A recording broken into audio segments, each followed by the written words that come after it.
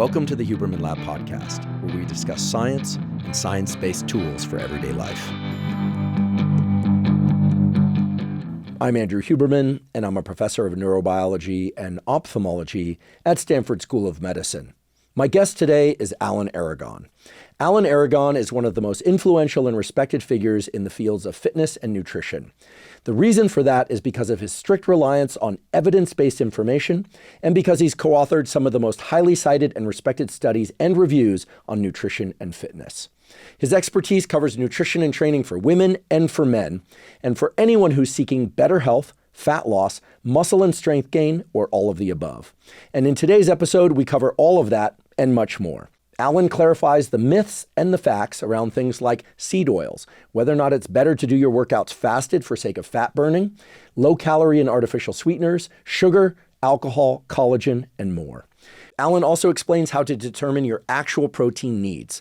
Despite all the discussion nowadays about protein, there's still a lot of confusion about this actually. He covers the real science on meal timing, protein and carbohydrate intake relative to your training, how women's hormone cycles impact their training and nutrition needs, and eating and training for body composition changes for anyone. There is just so much advice and information online, but also in the peer-reviewed literature on nutrition and fitness nowadays, which makes it very challenging for anyone seeking to understand and implement what really matters toward their fitness and body composition goals. If ever there was a voice of practical reason who is grounded in the peer-reviewed data, but who is also willing to acknowledge individual differences and preferences when it comes to fitness and nutrition, it's Alan Aragon. And today he shares that information with us, and he also makes it clear and actionable as to what really works. Thanks to Alan, by the end of today's episode, you will be armed with the latest and best knowledge on nutrition and fitness that you can apply. Before we begin, I'd like to emphasize that this podcast is separate from my teaching and research roles at Stanford. It is, however, part of my desire and effort to bring zero cost to consumer information about science and science-related tools to the general public. In keeping with that theme, today's episode does include sponsors. And now for my discussion with Alan Aragon. Alan Aragon, welcome. Andrew, it is awesome to be here. Like literally awesome. It's no exaggeration. I'm super stoked, man. Thank you for having me on the show. Yeah, well, I've learned a ton from you through our online correspondence, and we've met once before in person. Let's get down to some important topics that are very actionable, because this is what I love so much about your work. It clarifies so much of the confusion that exists out there. I think this is really one of the signatures of your work, is that it clarifies. Let's start off with something that many people have heard, which is that we can only assimilate 30 grams of protein per meal. And the simple question is, what constitutes a meal? Like if I eat 30 grams of protein and an hour later I eat 30 grams of protein, did I just eat 2 meals? Can I assimilate 30 grams in each? And can I assimilate more than 30 grams of protein under certain circumstances? So what's the deal with this protein assimilation thing?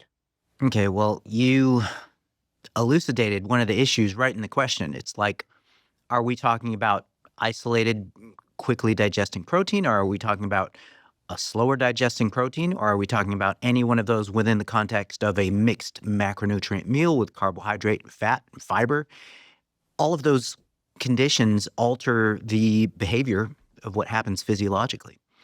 And so the origin of the whole 25 grams of protein max is all you can use is the confusion of the two separate concepts. So there is digestion and utilization at the kind of entire body level, where protein has various metabolic fates for various systems and just various homeostatic needs of the body.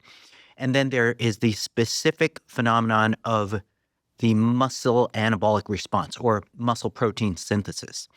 So we have to separate, digestion and absorption in general, or muscle protein synthesis. So the 25, 30 gram cutoff, it's usually listed, like some people say 20, that refers specifically to muscle protein synthesis, where there seems to be a plateau at 25-ish, 30-ish grams. And we thought this all the way until, from the late 90s, early 2000s, all the way up till 2016-ish or so.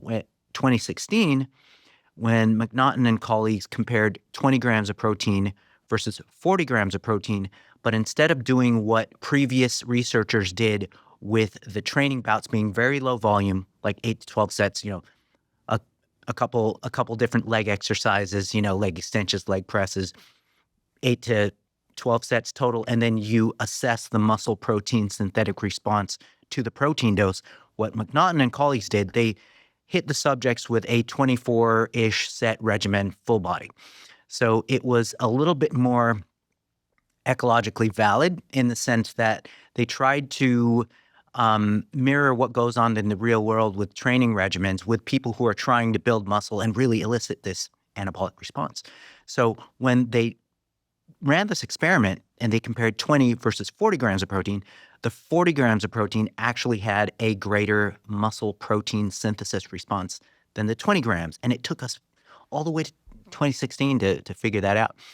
And then a series of studies just kind of progressed from there and proceeded to kind of debunk this idea that muscle protein synthesis plateaus at 20, 25 grams. But now, and there's some interesting recent studies on that as well. Up to 100 grams, as I recall. That's exactly the study I was going to bring up. That's by Jorn Tromelin and colleagues, where they compared a 25-gram dose with a 100-gram dose post-exercise. They used a slow-digesting protein. They used milk protein, which is 80% casein, which is a slow-digesting 20% whey, which is fast. So mostly a slow-digesting protein. And there was significantly greater muscle protein synthesis with the 100-gram dose compared to the 25-gram dose. But my big issue with that study is they really, really needed to include an intermediate dose to see whether there would have been a plateau in MPS with something like, let's say, 40 or 50 grams.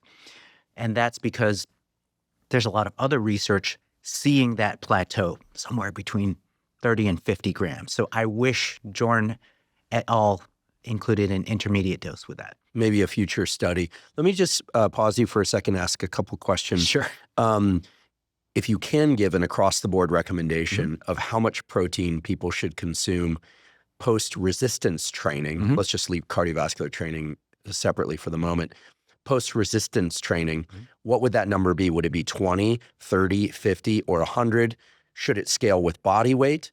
And how long after training should one consume that protein if the goal is muscle protein synthesis? To maximize muscle protein synthesis, regardless of whether it's post-exercise, and MPS will be larger with the protein dosing post-exercise than at resting or fasting. To maximize MPS, we really haven't seen doses beyond 50-ish grams, 30 or so to 50. My colleague Brad Schoenfeld and I, we scoured the literature and we wrote this paper on what is the maximal anabolic dose of protein per meal for the goal of muscle building. And we boiled it down to somewhere between 0.4 to roughly 0.6 grams per kilogram of body weight. And so in freedom units, we're talking 0.2 to 0.25 grams per pound. And that is what appears to max out muscle protein synthesis. 0.2 to 0.5 grams per pound. 0.2 to 0.25. 0.25. Yes. Okay. Yeah, so like about a quarter of your body weight in pounds if you're looking at grams of protein to maximize Per muscle meal. protein. Yes, per meal. Okay, sorry, because I think many people, including myself, are going to say, okay, but this is only in the meal post-workout? I mean, I wake up in the morning and I try to work out before I eat because I like to do that. Sometimes I'll have a little bit of protein, but let's assume two conditions just for simplicity. Sure. Somebody did resistance training in the previous 2 hours or, and they're trying to evaluate how much protein to eat at that meal in order to maximize muscle protein synthesis, or they're eating a meal separate on a day they're not resistance training, right? So, and then as just kind of a generic example of a meal that doesn't follow resistance training in a window of 2 hours or so, how much protein should be consumed at these two different meals? The answer to that is so weird, Andrew, honestly. Really? Why does it have to be so weird? It's freaking weird and it's complicated. Oh. That's because, okay, so if we go all the way back to 2003, 2004, and then we walk forward 20 years. So John Ivey and Robert Portman put out this book called Nutrient Timing, and they focused on this narrow post-exercise window of opportunity, they called it. So the anabolic window. And the concept was you needed to consume protein and quickly digesting carbs. So a fast digesting protein, lightning fast, highly glycemic, highly insulinemic carb source together within 30 to 60 minutes post-exercise in order to maximize the anabolic response and maximize recovery and then maximize your muscle gain. So that was their hypothesis. This was all based on subjects who were training after an overnight fast. And so what happens when you consume a meal pre-exercise or at any point, let's say, a regular old mixed meal, medium size, the anabolic / anti-catabolic effect of that meal is going to last anywhere from 3 to 6 hours, depending on the size of the meal. So when you're somebody whose goal it is, above all the other goals, is to gain muscle at the quickest rate possible, you're almost never going to train fasted.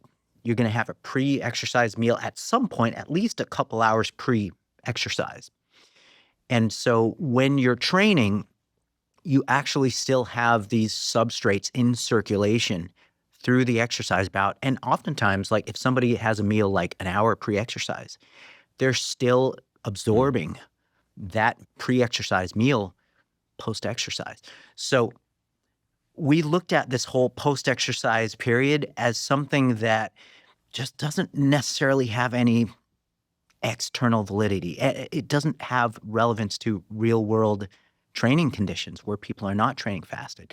And so what we did was we did a couple of things. First, we wrote a narrative review criticizing the post-exercise anabolic window.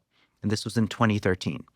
We kind of pissed off all the researchers who did the seminal work in that area. I'm sensing a theme here. No, just teasing. And then we did a meta-analysis of the existing literature looking at the anabolic window thing. And for the listeners, a meta-analysis is a study of the studies. You collect all of the studies on a given question, and then you kind of see, you look at, effect sizes, and you sort of see where the evidence leans, whether there's a significant or meaningful effect or not. And so we did this meta-analysis, and we collected studies that compared a protein timing condition where protein was timed within an hour, either pre or post-exercise. And then the control group of the study would have to have protein a minimum of 2 hours of nutrient neglect on both sides of the training bout. So we collected all the studies that compared these conditions. And we had a brilliant stats guy, James Krieger. He ran the regression analysis. And essentially we found that as long as total daily protein was about 1.66, 1.7 grams per kilogram of body weight, so about 0.7 grams per pound, as long as total daily protein was at that or more, then the timing relative to the training bout didn't make a difference. This is important for people to hear, because what this translates to in my ears is a very simple takeaway, which is that you don't need to obsess about the post-training anabolic window, especially if you're eating prior to training. Yes. Because you have nutrients circulating. Now, if you eat your last bite of food at 8 p.m. and you wake up at 7 a.m. and you're training at 10 a.m., then perhaps by the time you finish your leg workout or whatever resistance training workout, you would want to prioritize getting some protein and other nutrients into your system. What you're saying basically, it's so logical now that I hear it, which is that you have nutrients circulating in your body and stored in your glycogen, and so you're pulling from a reservoir. If fasted doesn't necessarily mean starving. General rule of thumb, if you're burping your pre-exercise meal towards the end of your workout, then you don't need to run towards this. This is why I don't like to ingest anything prior to training. Okay. Besides caffeine, electrolytes, and water. the reason why there's a weird and complex answer with this is like a single resistance training bout causes this sort of, this interesting cascade of things where muscle protein synthesis will peak 24 hours after the resistance training bout. And it'll take as long as 48 to 72 hours to kind of come down to baseline levels to where you had not done the resistance training bout. So the anabolic window is actually not hours, but days. So it's more a matter of making sure you are consuming, well, the first in the order of importance is total daily protein. So there's this hierarchy of importance. If you get total daily protein right, then the timing of the constituent doses of the total are just a distant secondary concern. Even if it's only distributed across 2 meals? Like, let's say I train in the morning. Maybe I have some caffeine and a scoop of a protein shake before, like with some whey protein, maybe a few almonds to slow digestion down or whatever. Train, and then I don't get to eat until 3 p.m. And I only train for an hour, let's say. And then at 3 p.m. I have a little bit of chicken breast and a salad, maybe a slice of bread because I'm on the fly. And then that night I get home and I'm hungry and I eat 2 ribeye steaks. I'm exaggerating here. I wouldn't do that. I'd like to, but I don't. Those 2 ribeye steaks probably give you 75 or even 100 grams of protein and a bunch of other things too. Can you use all of that for muscle protein synthesis? The short answer is yes. The nuanced answer is, let me tell you about a couple studies. Okay. Well, as you do that, but let me ask you a little differently. Not to shut down the emphasis on studies, because that's why you're here. But is there anything wrong with consuming a high or very high protein meal every once in a while? Especially if you're not eating much or consuming much protein throughout the day. And the reason I ask this is for practical reasons. Many people find it difficult to distribute their protein evenly through the day. Many people also find it difficult to get enough protein in the middle of the day meals or the morning meals. It can be done, and I know people will say, well, you have some eggs and some protein. There are ways to do it, sure. But at least in this country, most people tend to emphasize dinner as their largest meal, for better or worse. And you can usually order high quality, high protein foods in a restaurant, like a steak, chicken breast, fish, etc. So a lot of people stack their protein heavily towards the end of the day. Sure. Assuming caloric load is appropriate, etc., is there anything fundamentally wrong or bad about doing that from the perspective of body composition and health? I would say no. And then there's levels to it, right? Like, what population are we looking at? Are we looking at guys who are trying to win a national competition in bodybuilding, for example? No, we're talking about men and women, teens up to 75 years old, who are trying to be fit by doing a combination of resistance training and hopefully some cardiovascular training as well, trying to get their steps in. We're talking about the general population, not somebody who's trying to win a physique competition or run a marathon or ultra. Okay, so generally no. And I want to qualify that a little bit. So my colleagues and I did a study testing out this anabolic window thing. This was 2014, where we tested immediate pre-exercise 25 grams of whey protein versus immediate post-exercise 25 grams of whey protein. We ran the experiment for 10 weeks. Yeah, 10 weeks. Yep, 8 or 10, probably 10. And there was no significant advantage of either condition. So, and our thinking was, look, everybody's harping about this post-exercise anabolic window. So it really, if there is this opportunity to consume nutrients at prime time to feed the hungry muscles, then you would want to focus on availability of nutrients in circulation and not when you actually consume the nutrients, because there's this time course for the nutrients to peak in circulation. It's usually somewhere between 1 and 2 hours after you ingest the stuff. So how about we consume protein immediately pre, and then it'll be peaking in the blood like an hour-ish later, and then you'll be right in the anabolic window. So we didn't see any advantage to the immediate pre-protein versus the immediate post-protein. That was in 2014. So fast forward to 2024-ish, 23, 24.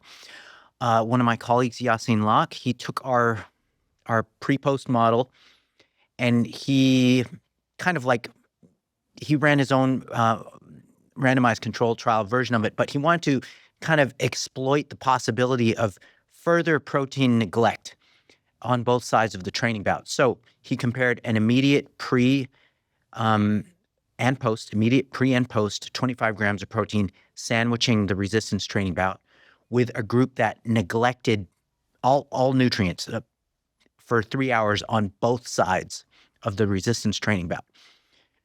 Total daily protein was optimized at around close to a gram per pound, two-ish grams per kilogram of body weight. No significant difference, no meaningful difference in muscle size and strength gains at the end of the, I believe it was a 10 or 12-week study. That's very reassuring to me. I mean, because I have a busy schedule, as do many people, and sometimes I'm a little hungry before I train, and I'll want a scoop of protein powder, and I'll think, oh, is it better? We'll talk about whether or not it's better to train fasted for all sorts of reasons. Sometimes people don't like to train fasted. Sometimes people don't like to eat immediately after they train. Sometimes you have to shower up and head to dinner after you train, or shower up and head to a meeting, and you don't have the opportunity to ingest this in the quote unquote anabolic window. Yes. So what I'm hearing through all these answers, correct me if I'm wrong, is that there's tremendous flexibility as to when you consume the protein that we all need, but that the overall protein requirement seems to center somewhere around 0.7 to 1 gram per pound of body weight, somewhere in there total per day. If the amount in a given meal is a bit higher than 20 or 30 grams, you're fine. If it's a bit lower, you're probably fine. But the thing that also I believe needs highlighting that most people don't talk about is distinguishing between what's in circulation versus when one ingests something. Like, we'd love to think that we drink 30 grams of protein or eat the chicken breast or the piece of steak or have the eggs, and suddenly those amino acids are available. Appears, right. And it makes so much more rational sense now that you describe it, that eating first makes those amino acids available for the muscles a couple hours later. And we just don't learn about it that way. So I'm very grateful that you're bringing it up that way. I realize we could probably drill into protein requirements ad nauseum, but think about it this way. The way I like to put it is total daily protein is the cake. The specific timing of protein relative to the training bout, that is the icing on the cake, and it's a very thin layer of icing on the cake. I'd like to take a quick break and acknowledge one of our sponsors, Carbon. Carbon is a diet coaching app built by nutrition expert Dr. Lane Norton. Now, I've used Carbon for more than 3 years now, and I have to say, having been interested in fitness and in my nutrition for more than 3 decades, it's among the most powerful tools for nutrition coaching and effective weight management that I've ever encountered, especially if your goal is like mine, which is to maintain or build muscle while also losing fat. Now, I'm turning 50 years old this September, and even though I consider myself in pretty good shape, and I've been training for a long time and trying to eat right, one of my goals is to hit 50 in the absolute best shape of my life. To do that, I'm dialing in my nutrition using Carbon with the goals of increasing my muscle mass, increasing my strength, while also decreasing my body fat. I've been raving about the Carbon app to friends and to family and to members of my Huberman Lab team over the last few years, and everyone who's joined me in using it has found it to be tremendously useful. In fact, some of those people are going to join me in my approaching 50 fitness goals and body composition goals. My birthday is September 26th, and so I'd like to invite you to join if you would like to improve your body composition and fitness to also use the Carbon app. Now, there are a lot of apps out there that are focused on fitness and nutrition, but what makes Carbon different is that it doesn't just hand you a one-size-fits-all plan. It actually learns your metabolism over time, and it adapts your program based on your results. It also allows you total flexibility in how you eat.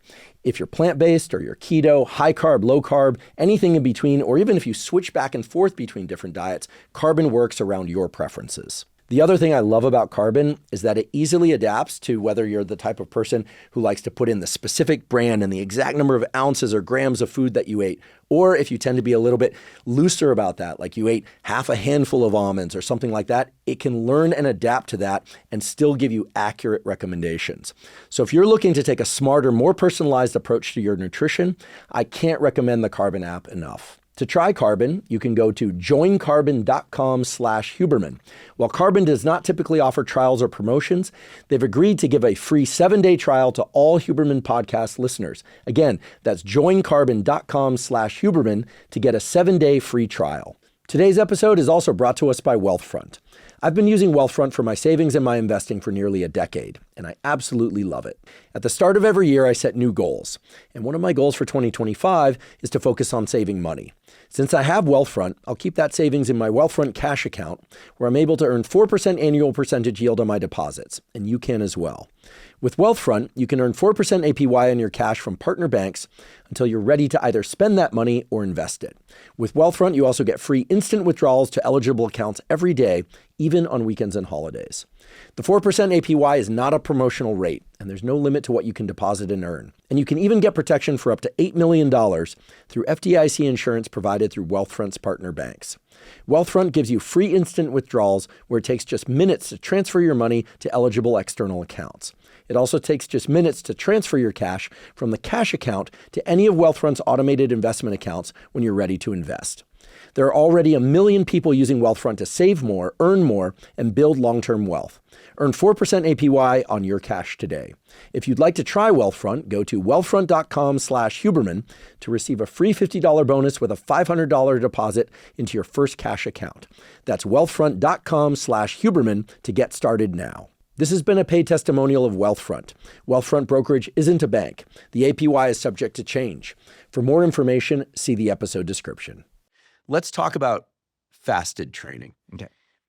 And whether or not it indeed burns more body fat. And here, let's expand the conversation to include cardiovascular training.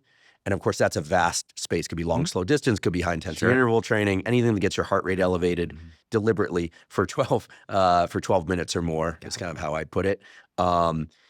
So let's be broad with what we're calling training. Could be resistance training, circuit training, whole body part split, whatever. Let's take all that. And let's define the fast as not having eaten either for 4 hours during the middle of the day or for 8 hours or to 12 hours, including sleep the night before, right? Because people then say, wait, but I'm fasted because I don't eat lunch. And then okay, it gets really murky. And then we could spend 26 hours here and we don't want to do that.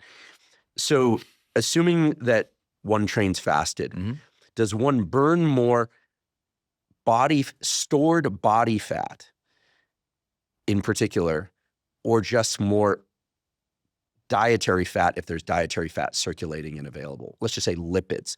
I think that when we hear the word fat, people think body fat, but there's also dietary fat. So could you please discriminate between those two?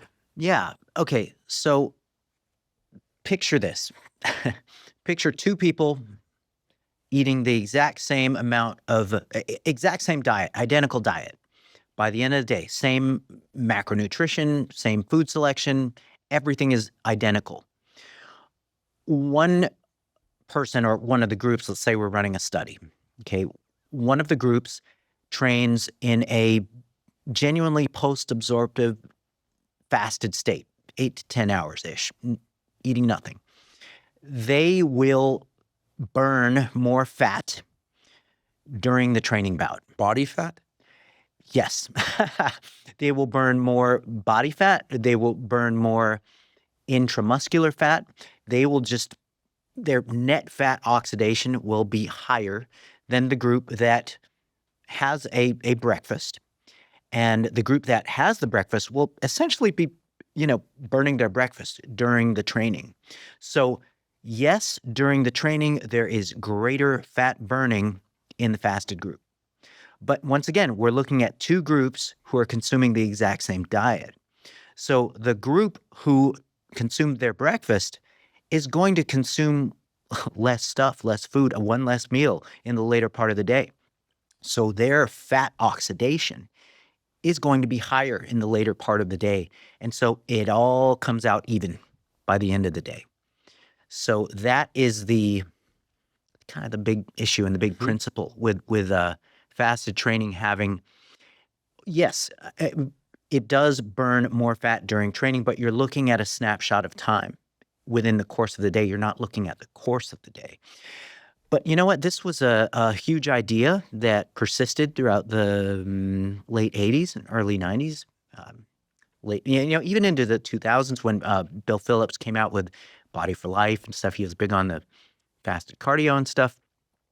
And so this kind of lore is really cool if you know scientists who are able to rope you in and help you, investigate this stuff. So once again, I got to give Brad Schoenfeld a lot of credit. He wanted to test this hypothesis out. And so we took college-age subjects, women, and we compared fasted cardio with fed cardio. And the predominant lore at the time was the fat-burning zone, right? So we're talking low, moderate intensity cardio, which they carried out for a little less than an hour. And we compared an immediate pre-cardio meal, which was it was like a meal replacement type of thing, with the same meal consumed post-cardio. And then we measured body composition over people criticize the study for being 4 weeks, but look, it's hard to run human studies. I've done it. I've done a clinical trial in humans.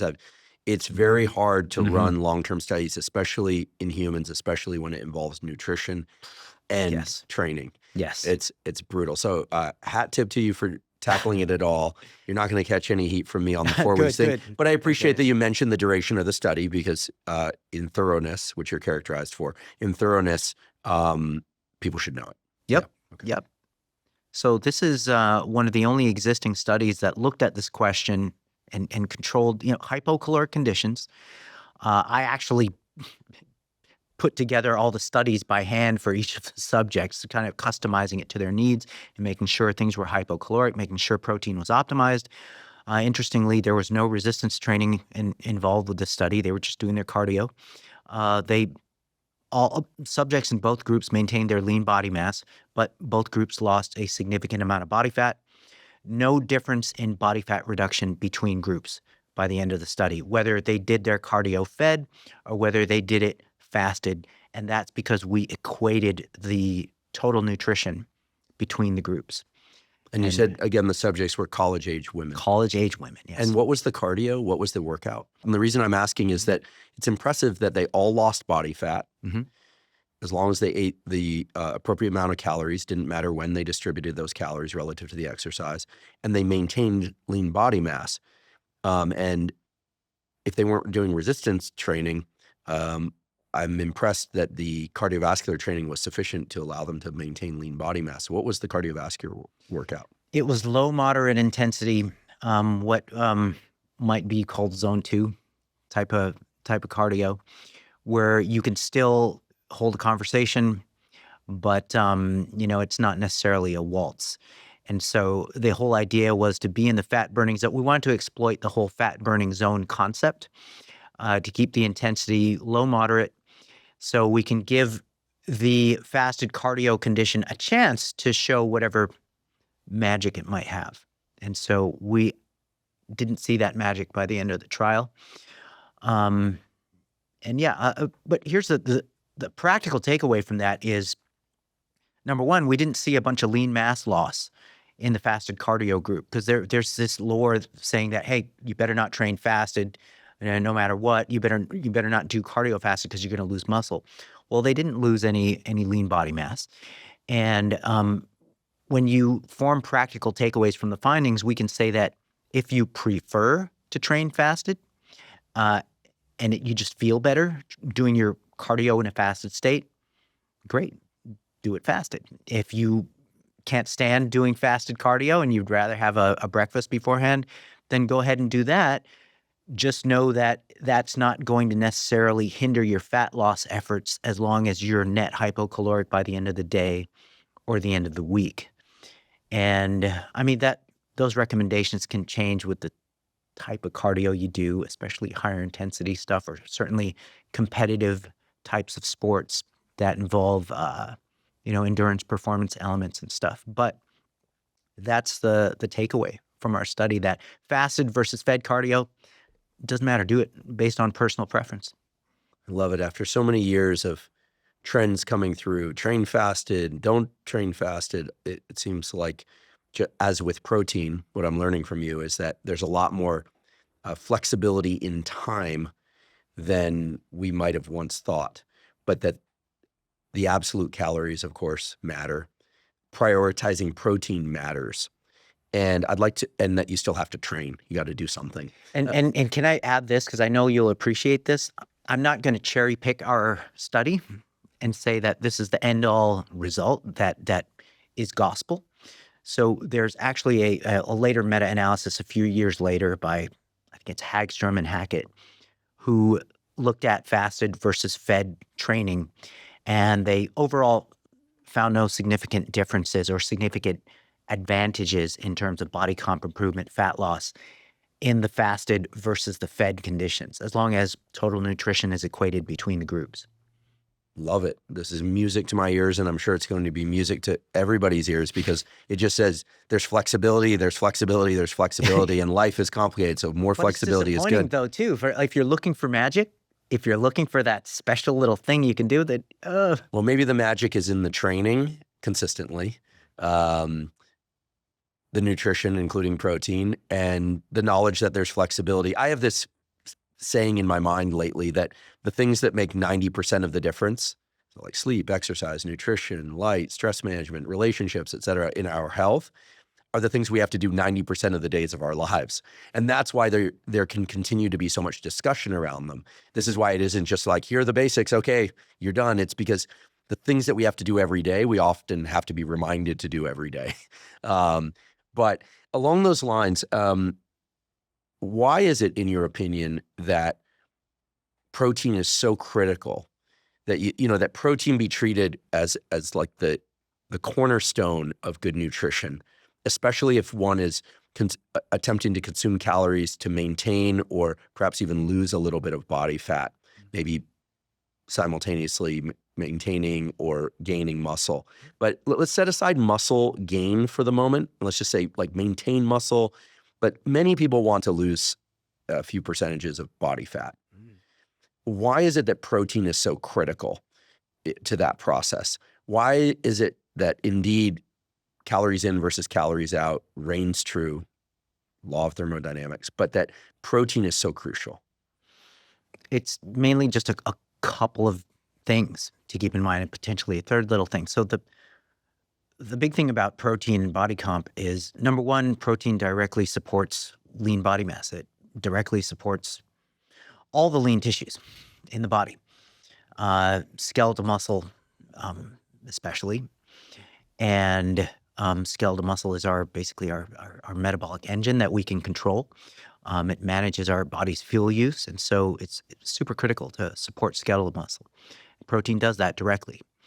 And protein is more satiating than carbohydrate and fat. And so it's the most satiating macronutrient. The third little detail, well, it's got the highest cost of metabolism or cost of processing within the body. So it's the most energetically or calorically expensive macronutrient to process within the body. So it has a higher so-called thermic effect. And so those are basically the three main reasons why protein is so critical to things like body comp improvement, high quality weight loss, fat loss. Yeah. Those are great reasons. And what about the hierarchy of protein quality?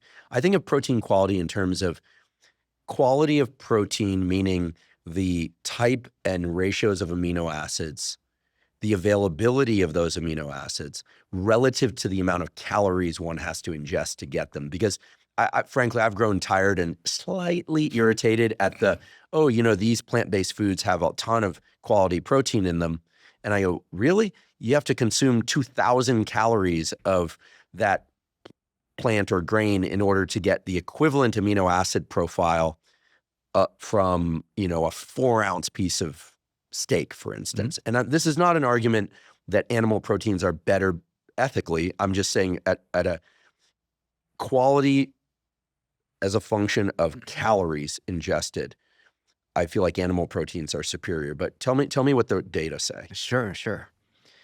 Man, this is a lightning rod of a topic here. This We have a strong audience. They can handle they it. can handle it. All They right, can you handle it. guys, buckle up, brace yourselves, please. So, gram for gram, as a group, animal proteins are higher quality. They're more anabolic.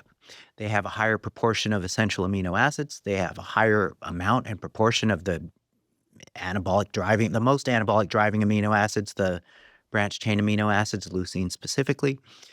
And in the majority of the literature, when you compare animal versus plant proteins head to head, you see greater muscle protein synthesis. Now, with muscle protein synthesis being sort of the short-term indicator of what might indicate a growth trajectory over time, we have to see if we can corroborate that with these longitudinal trials where you drag the experiment out for weeks and months to see if there's any superiority with the animal versus the plant protein for kind of where the rubber meets the road, which is increasing muscle mass and or strength. So there have been a lot of studies comparing animal versus plant proteins. And interestingly, so the animal proteins do have the edge in that department, and that's been reported in a couple meta-analyses now. One of them compared whey and soy and didn't find a staggering difference between the two anabolically, so we can call soy actually a high-quality protein.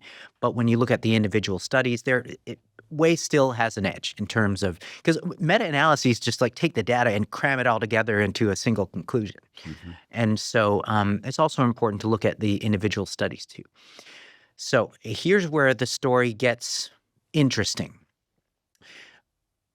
There are two studies now that compared and this is what's been missing from the literature. Usually we take two groups of omnivores and we supplement them with, let's say, whey protein, and then we supplement the other group with some sort of a plant protein. Like pea protein. Pea protein. And interesting thing about pea protein, it actually outperformed whey in one study.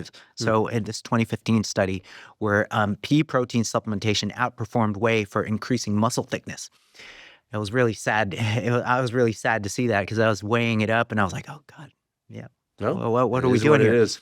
That study has not been replicated. But okay, so the interesting part, we finally have studies where we're looking at completely vegan regimen, a group who's totally vegan, no animal products at all in the diet, versus an omnivore group. And put them on a resistance training regimen, 12 weeks. This was done by Lorraine and colleagues. This was a few years back.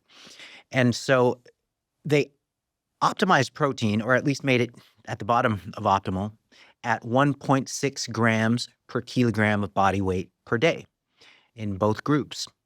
Okay, and so, but the unique thing about this study, it was the first time ever we're comparing vegans with omnivores.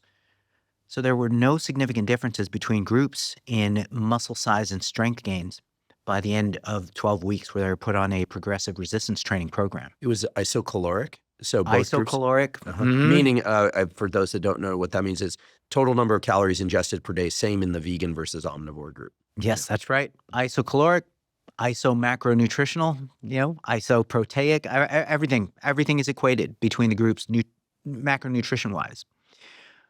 No significant differences in the size and strength gains. And they're suspecting, and by the way, the vegan group, their protein intake was boosted up to 1.6 grams per kilo or 0.7 grams per pound. It was boosted up by soy protein supplementation. So apparently, we're beginning to see that at a dose, a total daily protein at 1.6 grams per kilogram of body weight, the totally vegan group was able to hang in there against the omnivore group for muscle size and strength gains, at least within the conditions of the study, and at least for those 12 weeks, and at least for the the subjects that were used who weren't necessarily, these high-level athletes or So if you construct it properly, you can follow a vegan diet as long as you get 0.7 grams per pound of body weight. And the weird thing, man, is the vegan diet overall had significantly less essential amino acid content and significantly less branched chain amino acid content. But apparently, the resistance training stimulus is robust enough to make protein effects almost secondary. Interesting. Yeah. Getting right back to exercise probably being the major lever in everything. Oh, well, sleep, I would argue, is the major lever over time. I would agree, man. Yeah. But I will say this, because then people think if they get one bad night's sleep to not train. I don't know if you're familiar with these recent studies showing that you can offset the inflammation that arrives from getting 5 or fewer hours of sleep the previous night with training, with exercise. Yeah, you just don't want to get into a habit of it. Yeah. So, but if you're easier said than done. I know. If you're on the fence about whether or not to train because you're sleep deprived, train, but don't do that more than 1 to 2 days per week, ideally. And even better would be to get great sleep and train. But I know you're gearing up to hit the next thing. I want to mention that this study I just talked about was not a one-off. A couple years later, Montine and colleagues did the same thing, but they used mycoprotein for the vegan group. Mycoprotein. It's a fungus-based protein. So you've seen that that I think it's on. Is it on Netflix or HBO? The Last of Us, where that fungus makes people anabolic. I haven't seen that. That's what this is. It's based on this. I'm doing a joke about a fictional show. Some of the audience will chuckle or just think I just busted the most terrible dad joke ever. But it's a fungus-based protein. Commercially, it's called Quorn, so Quorn. Okay. It's one of these weird types of products that is unfortunately expensive.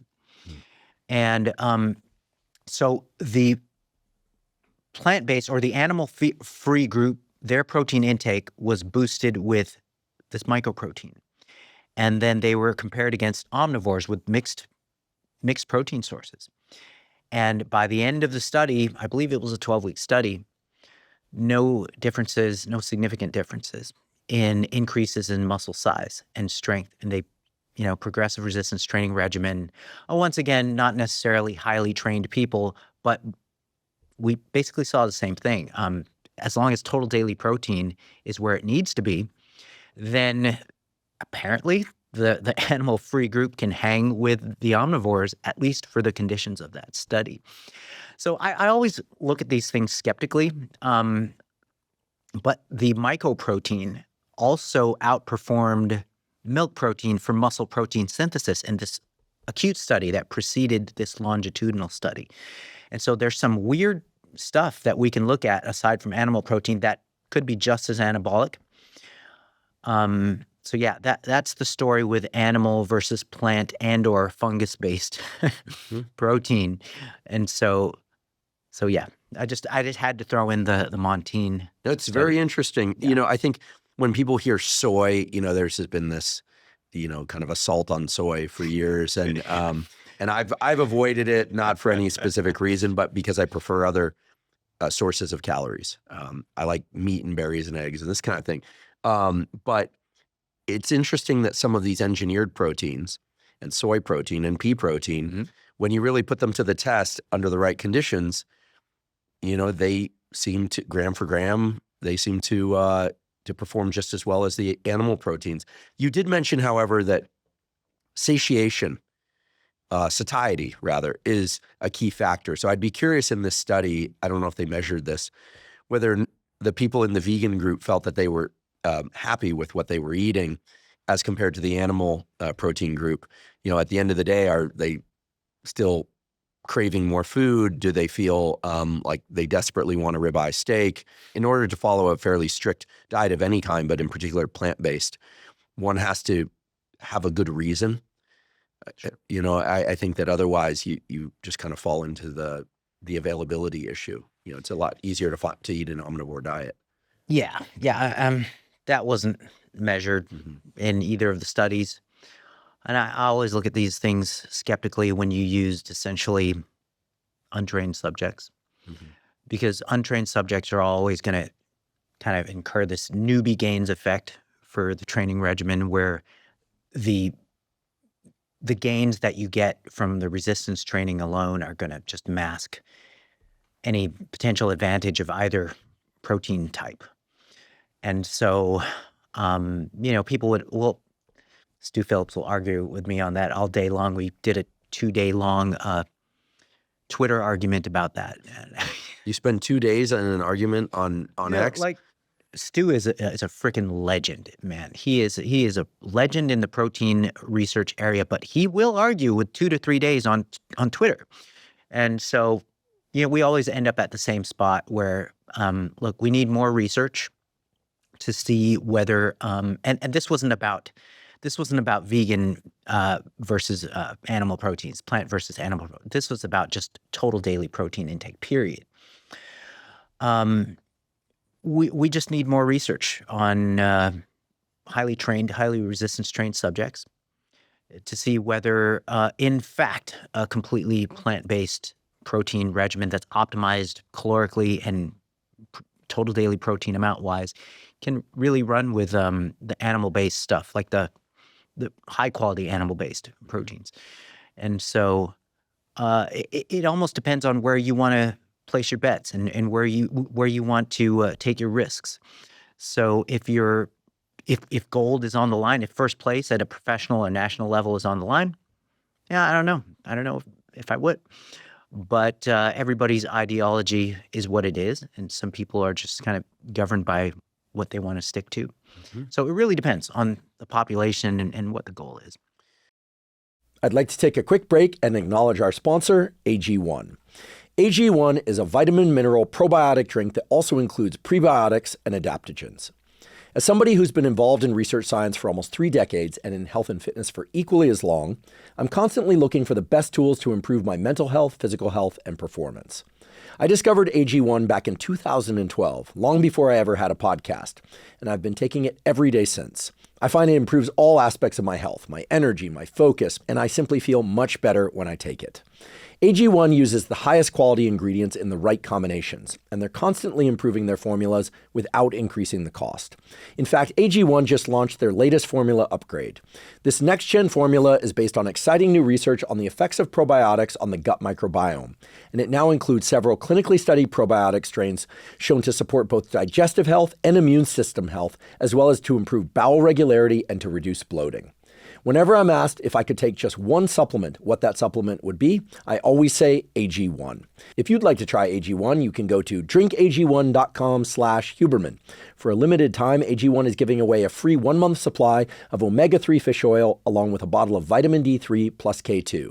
As I've highlighted before on this podcast, omega-3 fish oil and vitamin D3 K2 have been shown to help with everything from mood and brain health to heart health to healthy hormone status and much more.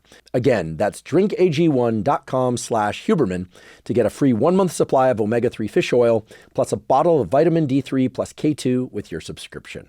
Today's episode is also brought to us by David. David makes a protein bar unlike any other. It has 28 grams of protein, only 150 calories, and 0 grams of sugar. That's right, 28 grams of protein, and 75% of its calories come from protein. This is 50% higher than the next closest protein bar. David protein bars also taste amazing. Even the texture is amazing.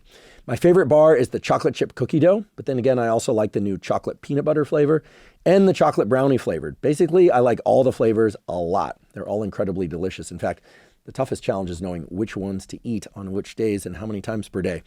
I limit myself to 2 per day, but I absolutely love them.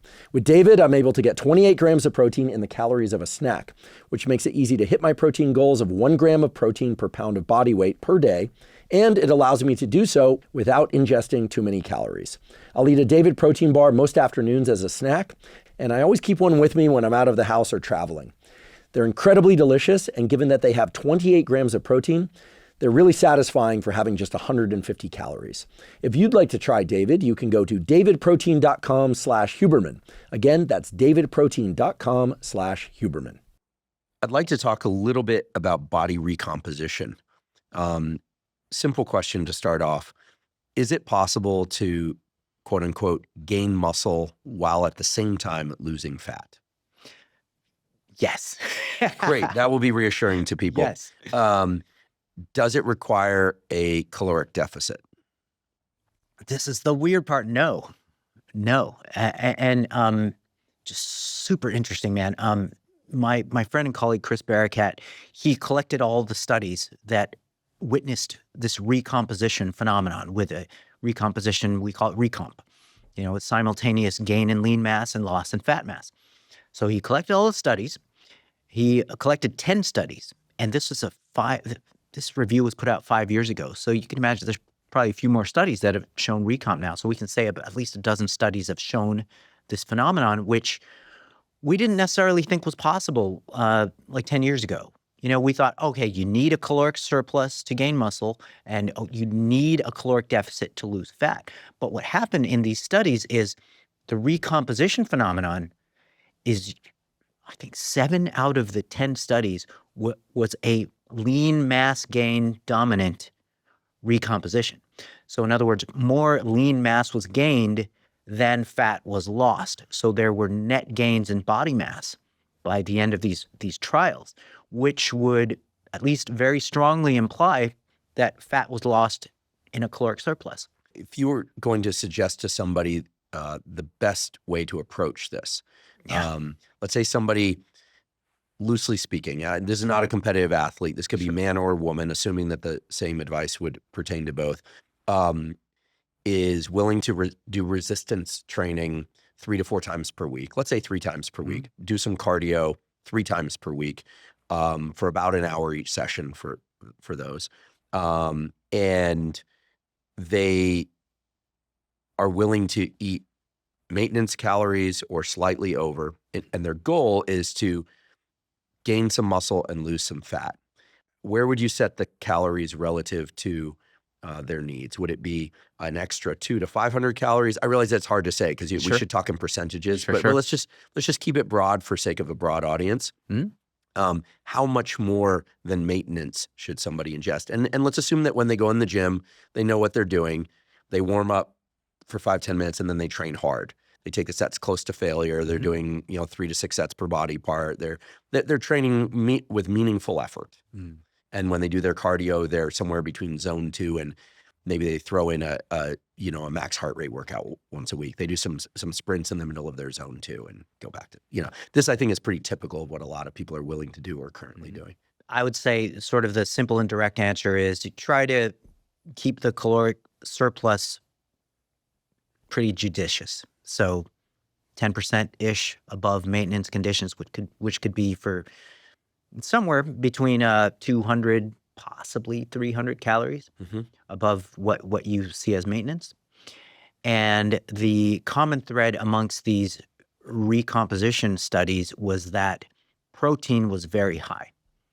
Protein was somewhere between 1 gram to 1.5 grams per pound of body weight. Interesting. So now we've upped the protein intake. Yes. Could we even say that the caloric, this 10% above maintenance, should come from quality protein? Exactly. Yes. And there's a series of studies done by Joey Antonio and colleagues where they fed the subjects 400 to 800 calories above and beyond their habitual intakes just in protein.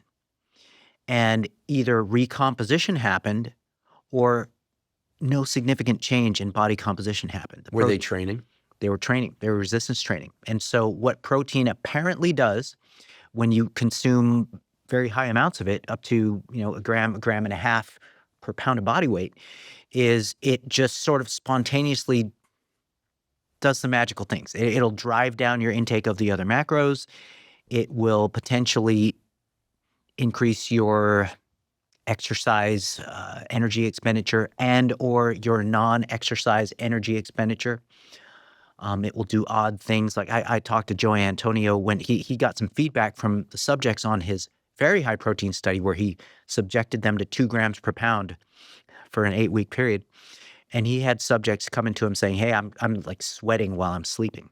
When you say 2 grams of protein per pound of body weight, are we talking about increasing total caloric intake or just using more of one's daily caloric needs devoting more of that to quality protein. See, that's the super interesting and kind of mysterious part. They're literally saying, okay, maintain your usual dietary habits and then just add 50 to 100 grams of protein on top.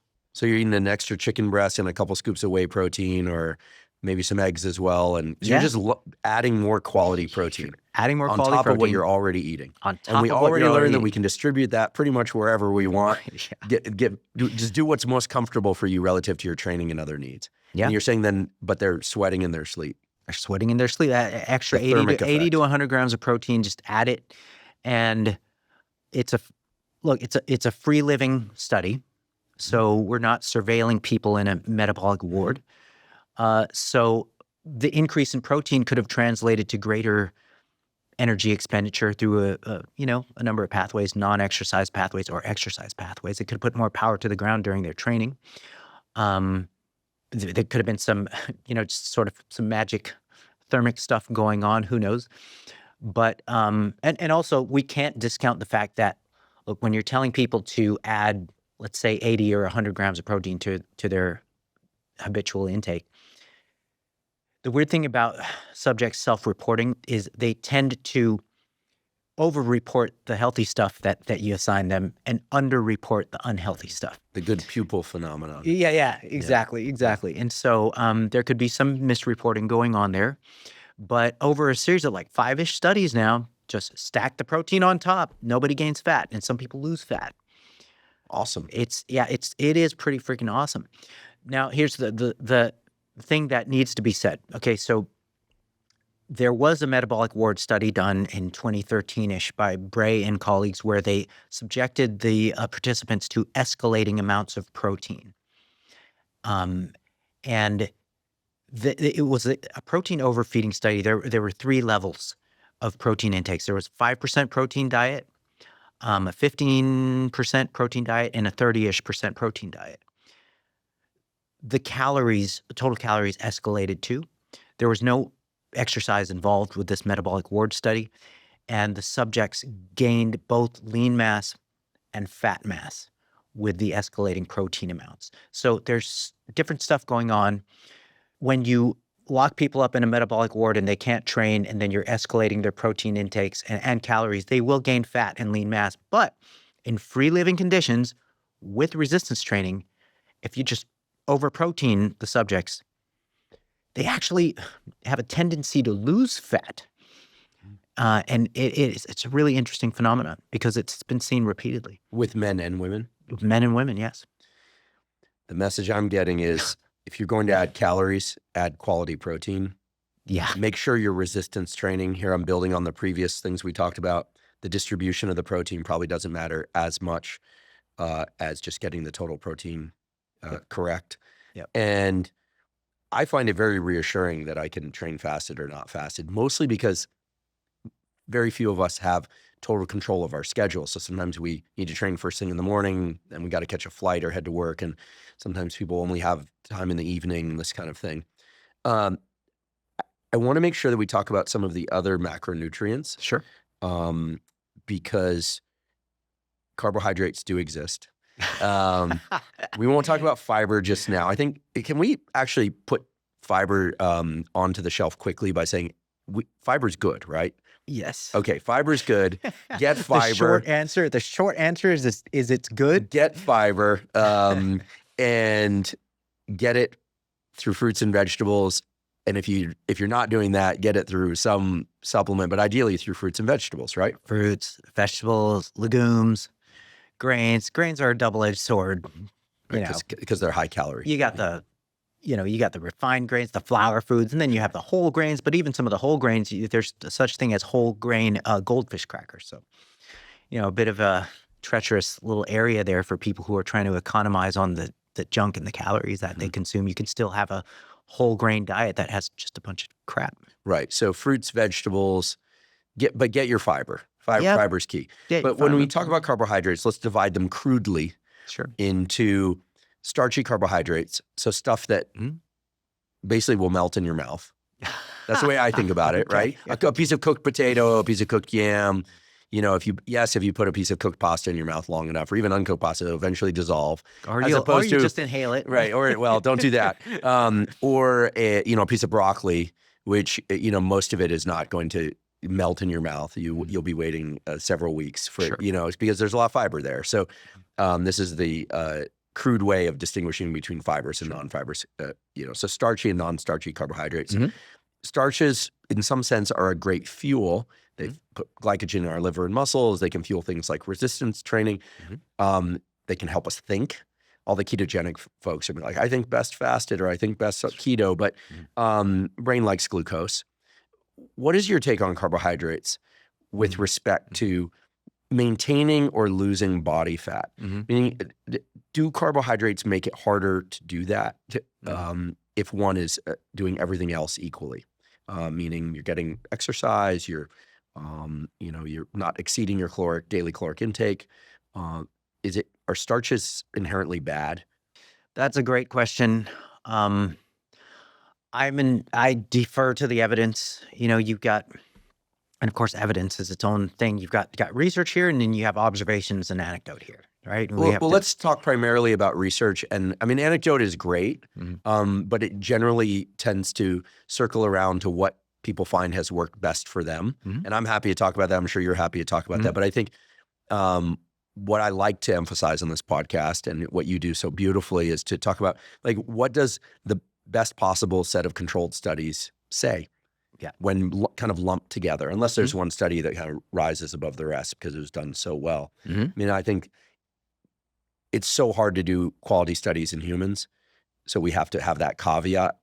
The more you control, the less natural the conditions are, right? The more natural the conditions are, the less it can be controlled. This is why there will always be jobs for people in nutrition and fitness, because ultimately you bring people into a metabolic ward, it's very unnatural. You let them free range and just tell you what they ate. They lie, or they forget, or they cheat. They sneak some Starburst, and they don't tell you about it. So that's just life, Even clients who are paying you a lot of money, you can't necessarily trust 100% of what they're reporting to you, much less like a group of subjects in a study. So, the carbohydrate thing, starch, whether it's starches, whether it's sugars, I mean, either one. So the body of research on carbohydrate and fat loss, you can distill it down like this: as long as between the two groups you have equated total calories and you've equated protein intake between the groups, then body fat reduction by the end of every well-controlled trial in existence basically shows no significant difference in fat loss between the groups. So protein is kind of the great equalizer, that protein and total calories. Now, here's the little wrinkle to that answer. If you take somebody who's on a standard Western diet and you put them on a ketogenic diet, or if you control the experiment with like kind of a high carb, low fat type of regular run-of-the-mill control diet versus a ketogenic diet, and you don't equate protein, then the ketogenic diet will beat the crap out of the control diet every time with fat loss and weight loss, because it has more protein. And in some cases, if you go as extreme as like carnivore type diet and stuff like that, then you're looking at a narrowing of your options. So the reduction in variety and possibilities also leads to less total caloric intake. So with ketogenic diets, there routinely is, when it is an ad libitum ketogenic diet that you put the subjects on. Can you maybe explain ad libitum to people Sure. Latin is lacking or haven't worked in a lab? Yeah. Okay. No, thanks for that. So ad libitum means that you are not consciously calculating or restricting. You are just eating as desired. As desired. And so when you assign somebody a ketogenic diet where you say, hey, avoid this, and this, and that carb food, avoid carbs, and that you can eat as much as you feel like with the proteins and the fats, go do it. What happens when you assign somebody that is they spontaneously eat, across the range of studies, somewhere between 400 to all the way to 900 calories less per day compared to their habitual intakes or compared to the control diet intakes. That's just what happens. That's interesting, right? Because they could eat more if they want. They're not being restricted. Yeah. I think this speaks to how satiating protein is, and especially how satiating protein and fats are in combination. I mean, if I'm hungry on a long drive and I can only eat one thing, I'm assuming I have water, which I would want with me, I would, like, I'm out on the road, I'm on Interstate 5, I've got no food with me, everything's closed, it's Christmas Day, but there's a In-N-Out burger, they're probably closed too, and I can get 2 hamburger patties. That's my pick, not the French fries. Even though calorie for calorie, probably landing about the same place, more or less, because there's just something so inherently satiating about protein. Yeah. So that makes sense. The keto diet makes sense. The issue I have with the keto diet is that until pretty recently, it was tougher to remain in the general social context of life. I mean, you can't have a cracker. You can, or, I don't like crackers, but you can't have a piece of sourdough bread. That's rough. That's rough, right? We love sourdough around here. Yeah, and then people struggle a lot with holidays. Right? I think the keto is tough for people around the holidays.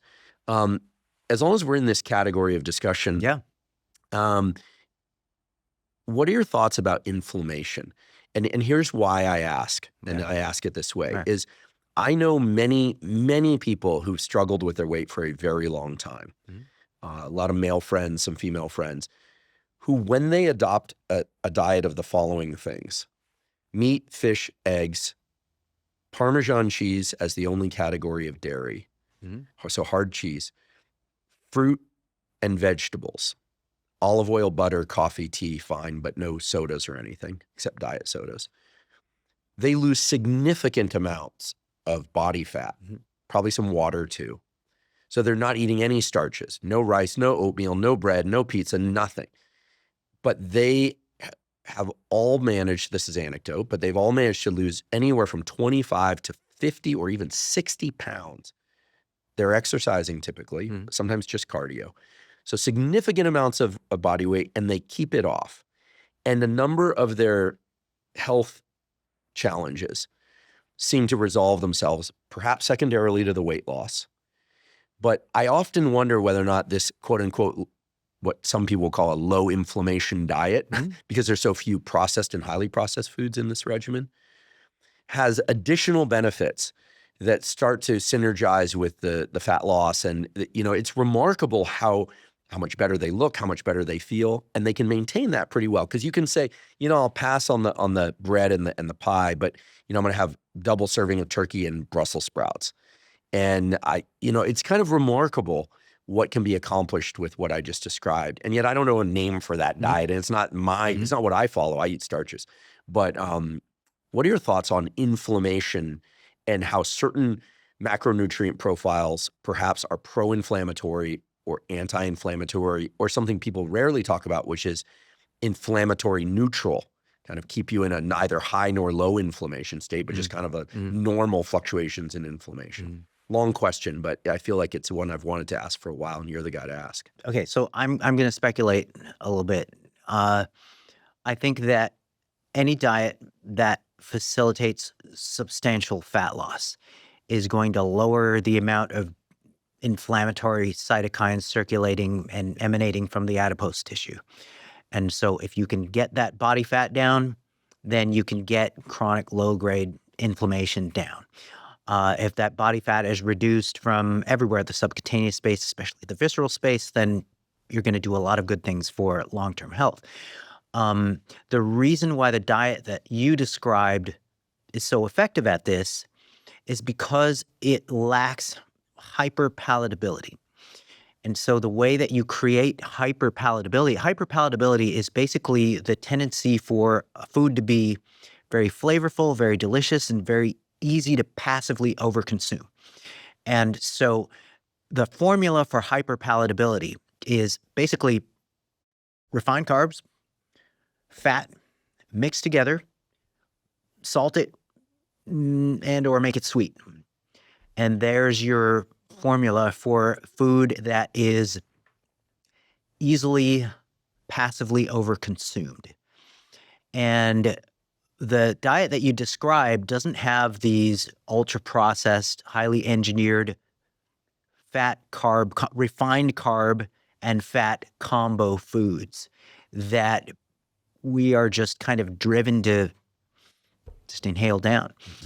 And so I think that my view could possibly be a little bit too simplistic, but I think the inflammation issue is really tied to an excess body fat issue. I'm very grateful for that answer. And again, I've seen so many friends now lose significant amounts of body fat and stick with this diet. It's also one that if one were to have a slice of cake or a piece of pizza, you're not really deviating that far from the total contour of the nutritional plan. It's not like you're suddenly out of keto or something. And they don't tend to cascade into binges and things of that sort. I will say that most of these people also quit drinking alcohol at the same time, which probably has its own benefits. We'll return to alcohol a little bit later. And there are some nutrients that are directly anti-inflammatory, like omega-3 fatty acids. Huge literature on their anti-inflammatory effects. Do you supplement with those personally? I do. You take fish oil? I do. And I know that there is some controversy and some infighting with the idea of supplementing with fish oil. Now people are afraid of atrial fibrillation and things like that. But I've been doing it, and if you look at the literature, especially the randomized control trials, it is mostly good stuff, man. I mean, you can find negative literature on almost anything that you do. Sure. But on balance, I am still comfortable with supplementing with fish oil at this point in time, regardless of the mounting evidence that, it might not do anything, or it might have this or that potentially adverse effect. I kind of think it's a no-brainer if you're not somebody who eats fatty fish regularly through the week. Yeah, the high-quality sources of fatty fish tend to be very expensive, and they're harder and harder to find. And talk about controversy, you get into this debate about whether like different sources of salmon, and it gets really messy. I'm sure there are great sources out there, but that's a whole discussion into itself. I take fish oil, also have for many years. I plan to continue doing it. And so I'm grateful to hear that you do as well, because you're the expert. We're both on that train. We're rebels. Yeah. So the anti-inflammation effect, if nothing else, seems to warrant that. I'd like to talk about sugar. I've had people on this podcast sit where you're sitting and basically paint a picture of sugar that it is not quite as bad as crack cocaine and meth, but not too far from that. Kind of exaggerating. And I've had people who land in the more kind of tempered response to sugar. But let's define sugar. Sure. We're not talking, when I say sugar, I'm not talking about fructose in fruit, because in fruit you've got fructose, but you've got fiber and there's a high water content, and some fruits have higher fructose content than others, mangoes versus apples, for instance, or something of that sort. But when I'm talking about sugar, I'm talking about if one looks at a package or a label and sees added sugars, how bad are added sugars? Because those are really the ones that tend to fall into this bin of quote unquote bad sugar in a lot of people's minds. Okay, so they dilute the nutritive value of the diet, and they contribute to hyper-palatability. If you're talking about extrinsic sugars added to the diet, they're only two sources of intrinsic sugars are in fruit and in milk. Everything else you're just pretty much adding it, with the exception of like maybe agave, but that's kind of a rare esoteric thing. But added sugars to the diet should be consumed judiciously. The working recommendation is to try to limit added sugars to the diet to 10% of total calories. So if you're somebody who likes to put maple syrup on whatever you might do, or somebody who likes to put honey on whatever you might do, then you may want to limit that to typical, let's say 2,000 calorie diet. You might want to limit it to like a maximum of 40, 50 grams a day. That still seems high. It does. 40, 50 grams. Who's eating that much sugar? Me. Oh, really? You have a sweet tooth? No, I love honey and I love maple syrup. See, I have a savory tooth. Like if I have to try and not eat the entire block of Parmesan cheese. I have both, man. I always joke that I have an inner fat boy within me, but I actually have been technically obese by BMI standards like 10 years-ish back. You're how old now? 53. Great. Well, you seem to be in great shape. No hormone augmentation. We clarified that earlier. I asked. This is what guys ask each other nowadays. Are you doing any hormone augmentation? No. So Alan says no, and I believe him completely. But yeah, you're in great shape at 53. Thank you. And you have a sweet tooth and a savory tooth. So, I do, man. So how do you contend with it? I do. Oh, okay. So that's a great question because I can dish out something practical here. Protein powder. Protein powder satisfies the heck out of my sweet tooth. And I actually don't have the full 50 grams of added sugar. I might add like a tablespoon of maple syrup to my coffee. In the day. Yeah. Sorry, Dude. Okay. So you know those mocha pot thingies? Oh, yeah, mocha pot? Sorry. It's called mocha pot. It's like some. It's a piece of hardware? Yeah. Okay. It's the thing where it's this odd, like. Oh, right. It's like an hourglass shaped coffee pot. Yeah. Yes. Okay. So I have that. And what I'm trying to do, I'm trying to duplicate the Thai coffee. Is it Thai? Mm-hmm. What is it? It's Thai iced tea. Really freaking good coffee that either Vietnamese coffee. Vietnamese coffee. Yeah, I love Vietnamese food. I don't drink the Vietnamese coffee. It's too sweet for me. Dude, but I'm trying to do a version of that with the mocha pot. And if I put maple syrup in that tablespoon, it's freaking awesome. And I have that with half and half. It's really good. So you got a fat sugar combination plus caffeine. Right. You do this in the morning before you train? I've been doing it. I go through these phases, but I have that. And so the extent of added sugar in my diet is that tablespoon of maple syrup. So I do agree with you. 50 grams could be a little bit up there. Listen, I'm not here to judge. Like I said, if I had a sweet tooth, it's interesting. I used to have one. I lost it over the course of about a decade. I used to love like Sour Patch gummies, and I love fruity taste and that kind of thing. I lost it by doing something that probably has no scientific basis. But I heard years ago that if I took a teaspoon of L-glutamine and put it in high fat, in half and half, in cream basically, and took a shot of that twice a day, that it would kill my sugar cravings. And I did that, and it weaned me off sugar. And then I increased my protein intake. So it could have been any combination of things, or it could be total placebo. I mean, so I want to acknowledge that. Although I've recommended this to some self-professed sugar addicts. Okay. And they're like, yeah, it kills the sugar craving. But then they always add but I still miss my, whatever. They long for the sugary thing. I don't any longer. This is where I headed off the sweet stuff. I make protein smoothies, and they're artificially sweetened. So it satisfies that dessert craving, if you will. Well, along the lines of artificial sweeteners, why, if you want something sweet, wouldn't you just replace the honey with like stevia? Because it doesn't create the same satiety that the maple syrup does for you.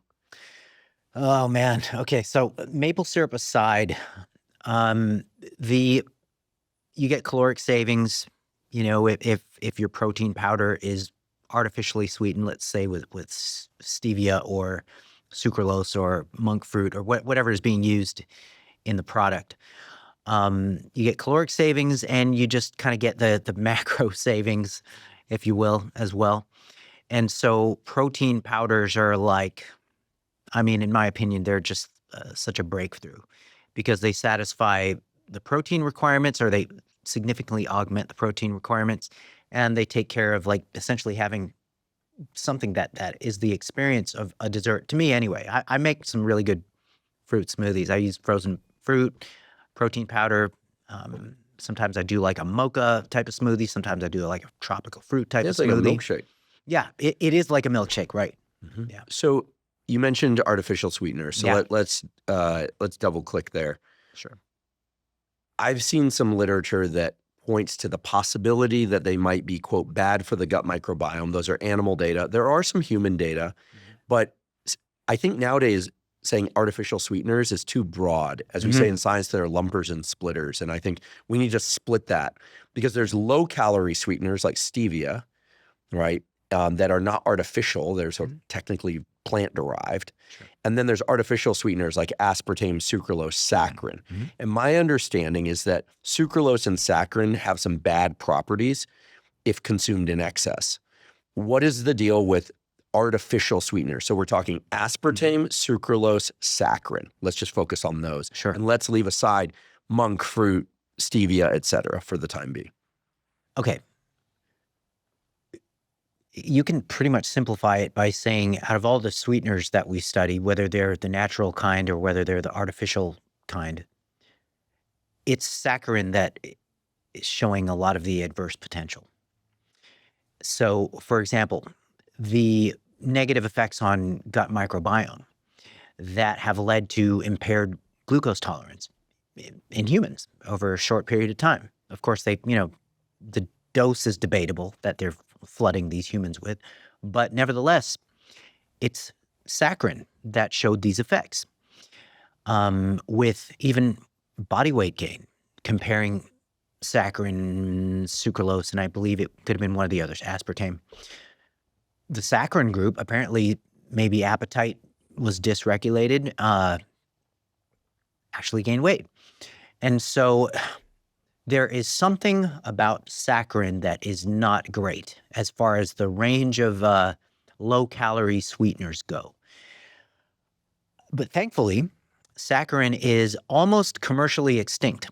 It's hard to find saccharin unless you go to a Denny's or some sort of greasy spoon place and you get those little pink packets. So now we've got this other range of low-calorie sweeteners to choose from, and it's a little bit of a mystery of which of these low-calorie sweeteners has the best health and body count proposition to it. But they're all pretty much in the same boat. You can find a bunch of good stuff with stevia, like the dirt on artificial sweeteners. You can find a bunch of potential dirt on aspartame. You can find a bunch of potential dirt on sucralose. Stevia, it's a little bit harder to. Maybe even some benefits of stevia, right? Yes, benefits too. Improved glucose tolerance and things of that sort. So I'm not afraid of stevia. I always called it stevia, but now it's stevia. That's me. Stevia is a me thing. Okay, so I'll call it stevia. I'll call it stevia for this conversation.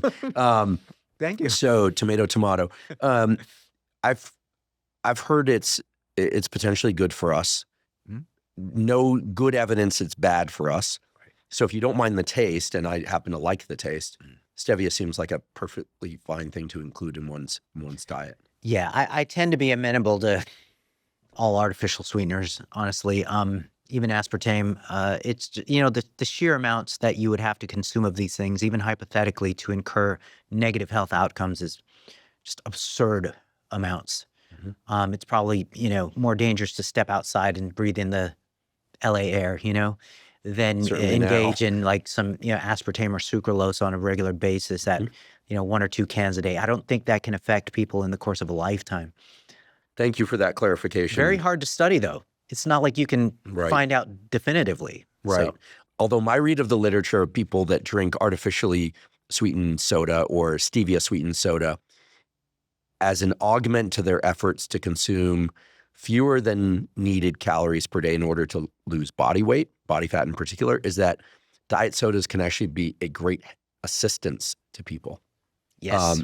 And I went back and forth on this literature because I thought, no, water would be better, but they compared water, 2 liters a day or a liter or more per day of diet soda. And it seems like it's a pretty good weight loss tool for people that would otherwise be drinking soda or would otherwise be drinking just water, which really surprised me. I'd love to say water's the best, but for weight loss, maybe diet sodas actually provide an important role for people. Yeah, that was an interesting finding. I do think that the most, if not all, of the controlled intervention trials show positive effects of artificially sweetened or low-calorie sweetened beverages on weight loss and all of the consequences the metabolic consequences of what happens with weight loss, and they're all positive. There's some observational literature that casts some doubt on whether diet sodas are a good thing or not, but then we have the issue of, in quotes, reverse causality, where people who are in poor health are sort of seeking out these diet sodas rather than the diet sodas causing the poor health. So on balance, artificially sweetened beverages tend to be a net positive for health. But that, I know that a lot of people have a lot of issue with that because, people have just sort of this natural hippie streak within them that would want to preach only water, water, water. And you know what? I think it's a good idea to practice drinking plain water to get that experience of it being a positive thing. And I encourage it. But sort of the vilifying of artificially sweetened beverages is just not necessarily founded in especially the controlled intervention literature. I'd like to take a quick break and acknowledge one of our sponsors, Function. Last year, I became a Function member after searching for the most comprehensive approach to lab testing. Function provides over 100 advanced lab tests that give you a key snapshot of your entire bodily health. This snapshot offers you with insights on your heart health, hormone health, immune functioning, nutrient levels, and much more. They've also recently added tests for toxins such as BPA exposure from harmful plastics and tests for PFASs or forever chemicals. Function not only provides testing of over 100 biomarkers key to your physical and mental health, but it also analyzes these results and provides insights from top doctors who are expert in the relevant areas. For example, in one of my first tests with Function, I learned that I had elevated levels of mercury in my blood. Function not only helped me detect that, but offered insights into how best to reduce my mercury levels, which included limiting my tuna consumption. I'd been eating a lot of tuna, while also making an effort to eat more leafy greens and supplementing with NAC and acetylcysteine, both of which can support glutathione production and detoxification. And I should say, by taking a second Function test, that approach worked. Comprehensive blood testing is vitally important. There's so many things related to your mental and physical health that can only be detected in a blood test. The problem is blood testing has always been very expensive and complicated. In contrast, I've been super impressed by Function's simplicity and at the level of cost. It is very affordable. As a consequence, I decided to join their scientific advisory board, and I'm thrilled that they're sponsoring the podcast. If you'd like to try Function, you can go to functionhealth.com/Huberman. Function currently has a wait list of over 250,000 people, but they're offering early access to Huberman podcast listeners. Again, that's functionhealth.com/Huberman to get early access to Function. Is there any evidence that coffee or other caffeinated drinks have a thermic effect that allows you to burn more fat? So if I drink, I'm a yerba mate fan, so if I drink cold brew yerba mate or hot brew yerba mate before working out, let's forget fasted. I happen to do it fasted and then train. Am I going to mobilize more body fat by ingesting a stimulant like caffeine prior to working out? Yes. And yeah, it's a pretty consistent finding. The issue is whether the amount that occurs is something meaningful that would be durable enough over time for us to be able to say, hey, we can use coffee and or caffeine as an agent to enhance fat loss. I'm not sure if we're there yet, but the literature on balance shows a modest effect, a modest advantage on fat loss with caffeinated beverages like tea and coffee. Great. I don't think that's discussed very often these days. That was kind of more in the 90s, but I think it's a great thing for people to hear because 90% of adults worldwide consume caffeine every single day. It's the most widely used drug in the world. Man, I just looked at this huge umbrella review on coffee and health effects. It's net positive. I was very happy to see that. On what sorts of metrics? A range of clinical outcomes. Cardiovascular health, different effects on sort of intermediate markers, mortality even. Mm-hmm. So almost everything that we can think of that most people generally care about, coffee either has a neutral or positive effect on it, but the threshold of benefit sort of cuts off at 3 to 4 cups a day. So much more than that, or after that threshold, then we're looking at potential detriment. I suppose the only thing is to remind people to not consume caffeine too close to bedtime, because even if you can fall asleep, it's going to disrupt the architecture of your sleep. But Agreed. I am sure so many people are so relieved, even delighted to hear that coffee and other forms of caffeine are healthy for us, and maybe even pro longevity. Coffee and tea, yes, That's for it. sure. Whereas it's been debated, and it continues to be debated, whether alcohol is good or bad for longevity. Last week, another study saying champagne was good for longevity, I think it was, but plenty of studies recently showing that alcohol increases cancer risk so much that the federal government now is talking about putting this on on the label of any alcohol-containing drink. I have an issue with that. Yeah, about putting that on the label. Yeah. Yeah, please share. So we can't lump alcoholic beverages into this single bucket. The literature on red wine specifically, man, you would be hard-pressed to find carcinogenic effects from red wine, either epidemiologically or interventionally, and even down to like the mechanistic in vitro stuff, like tumorigenesis, anything like that. It actually has anti-cancer effects. And, even the brain shrinking threat of alcohol intake, red wine consumers actually in at least one controlled trial showed improvements in neuropsychological tests. And so I don't think we can say alcohol as a group. We have to sort of look at the individual drinks, because I'm sure there's differences between red wine versus some other alcoholic beverage. But people study the crap out of red wine, and there's almost nothing but good stuff that comes out of the red wine literature. Who knows how biased it might be, commercially or other. But that's another thing. I don't like to dismiss studies based on funding source, but the red wine literature is almost all positive. I feel like I have to push on this a little bit. I think, assuming everything about those studies is intact and not biased, et cetera, I do think that when people are consuming alcohol and thinking about the potential longevity effects of red wine, that there's some questions that come to mind. First of all, what is the caloric trade-off? So if you're drinking a glass of wine, you're consuming calories, perhaps not a problem. Perhaps that's taking up room for quality nutrients that could come from other sources.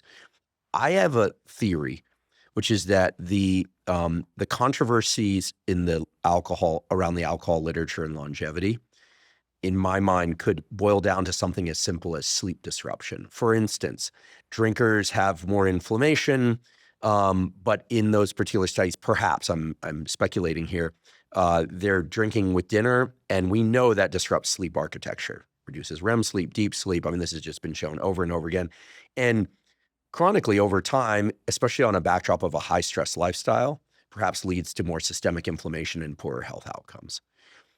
In another culture, maybe in Sardinia or something, or in one of these, dare I say, blue zones, people perhaps are eating and drinking and living longer and have lower inflammation because, they might drink just as close to sleep, but they have a smoother, lower stress entrance into the next day. And so the disruption in sleep might not be a problem. There's an afternoon nap in many of those cultures. So when I look at sleep as kind of the foundation of mental health and physical health, which is clear it's at least one of the layers of the foundation, I then wonder whether or not the alcohol studies can be evaluated just strictly on the basis of the measures that are being taken. And that if we start to think about the context in which alcohol consumption is occurring, social context, sleep hours, stress and lifestyle, genetic predisposition to cancers, et cetera, high processed food, and on and on and on, I wonder whether or not some of this is going to shake out in the noise, as we say. I need to qualify. I agree with all that. And here's the thing, like my statements on alcohol mainly had to do with red wine and cancer. So if we look at a typical, what would be considered a moderate amount of drinking, 1 to 2 glasses a day for little people, and then let's say 2 to 3 glasses a day for larger people. That is sort of the kind of the moderation models for those two. regardless, so red wine or not, or something else, there is a degree of disinhibition that occurs with drinking that can make you say, screw it, and potentially have you just wipe out the entire pasta plate, for example. And so there's the disinhibition piece. And there's also the inherent calories piece, to where I don't know a whole lot of guys who I am aspiring to look like body comp wise, who are regular significant drinkers. Most of them barely drink. Okay, so that's sort of the observational side of things. And then there's the addiction side of things, where you read the stats on the percentage of the general population that has some degree of alcohol use disorder. It's a staggering percent, 10%. So in a room of 10 people, chances are one of them is going to have alcohol use disorder. That's gnarly. It's the easiest addiction to mask because, alcohol is so freely available. It's everywhere, and people don't. It's glamorized. It's the alcohol intake, at least until recently, things are changing. It's the one drug, because alcohol is a drug. Then again, caffeine's a drug. It's the one drug that if you don't consume it as an adult, people often shamed. are put off by that, right? They're like, hey, like, what's wrong with you, kind of thing, or like, I thought real men drink, or something like that. And so I quit drinking a long time ago, and I didn't have alcohol use disorder, but I didn't like it because I wouldn't sleep well, and I like to train in the morning. So when people would say, like, you don't drink, what's wrong with you? And I said, no, I train in the morning while you're sleeping, and then let's check in at. I used to be a little in my 30s. I was kind of cocky, so at meetings, I'd say, they'd be like, oh, you're going home at 9 p.m. on the first night. I'm like, yeah, but let's check in on Wednesday of this 5-day meeting. Let's look at how you're hanging in there versus how I'm hanging in there. Mm-hmm. And so I was always interested in the long arc of things, how I could maintain 8 or 9 out of 10 performance, maybe even 10 out of 10 performance, day after day after day after day. Not necessarily a healthy mentality, but this is what happens if you have, my mentality, and I think it's typical of many people. So for me, drinking was a hindrance to life performance. I think for many people, alcohol is the way that they mesh with the people around them. And I respect the fact that exists, that it's hard to be the odd person out. It can be socially isolating, and social connection's important. Here's what I found with quitting alcohol. A couple of funny things. Number one, I did get shamed. I was in the Dominican Republic and at the dinner table, and I like pina coladas, virgin pina colada. So I ordered a virgin pina colada, and the server just like cracked up and laughed at me and made fun of me for doing a virgin drink. So I actually have gotten shamed for ordering a virgin pina colada. But one of the reasons that I was afraid to quit is because I thought that events would lose their fun. I felt like I would sort of lose my ability to be social and have fun and have the same degree of, it's a weird thing. You don't know until you quit drinking that things are just as fun. You're lucid, and you take a lot more in, and you can, you can enjoy everything moment to moment, and there's no lost patches of time. And the interesting thing and the positive thing about quitting drinking for me, and I haven't drank not one drink in almost 7 years now, come August, is that it taught me how to sit in my feelings and cope with the stress and come up with solutions. Whereas prior to that, I know the solution, put the alcohol Band-Aid on it. But I think that impairs character building. It impairs problem-solving capabilities.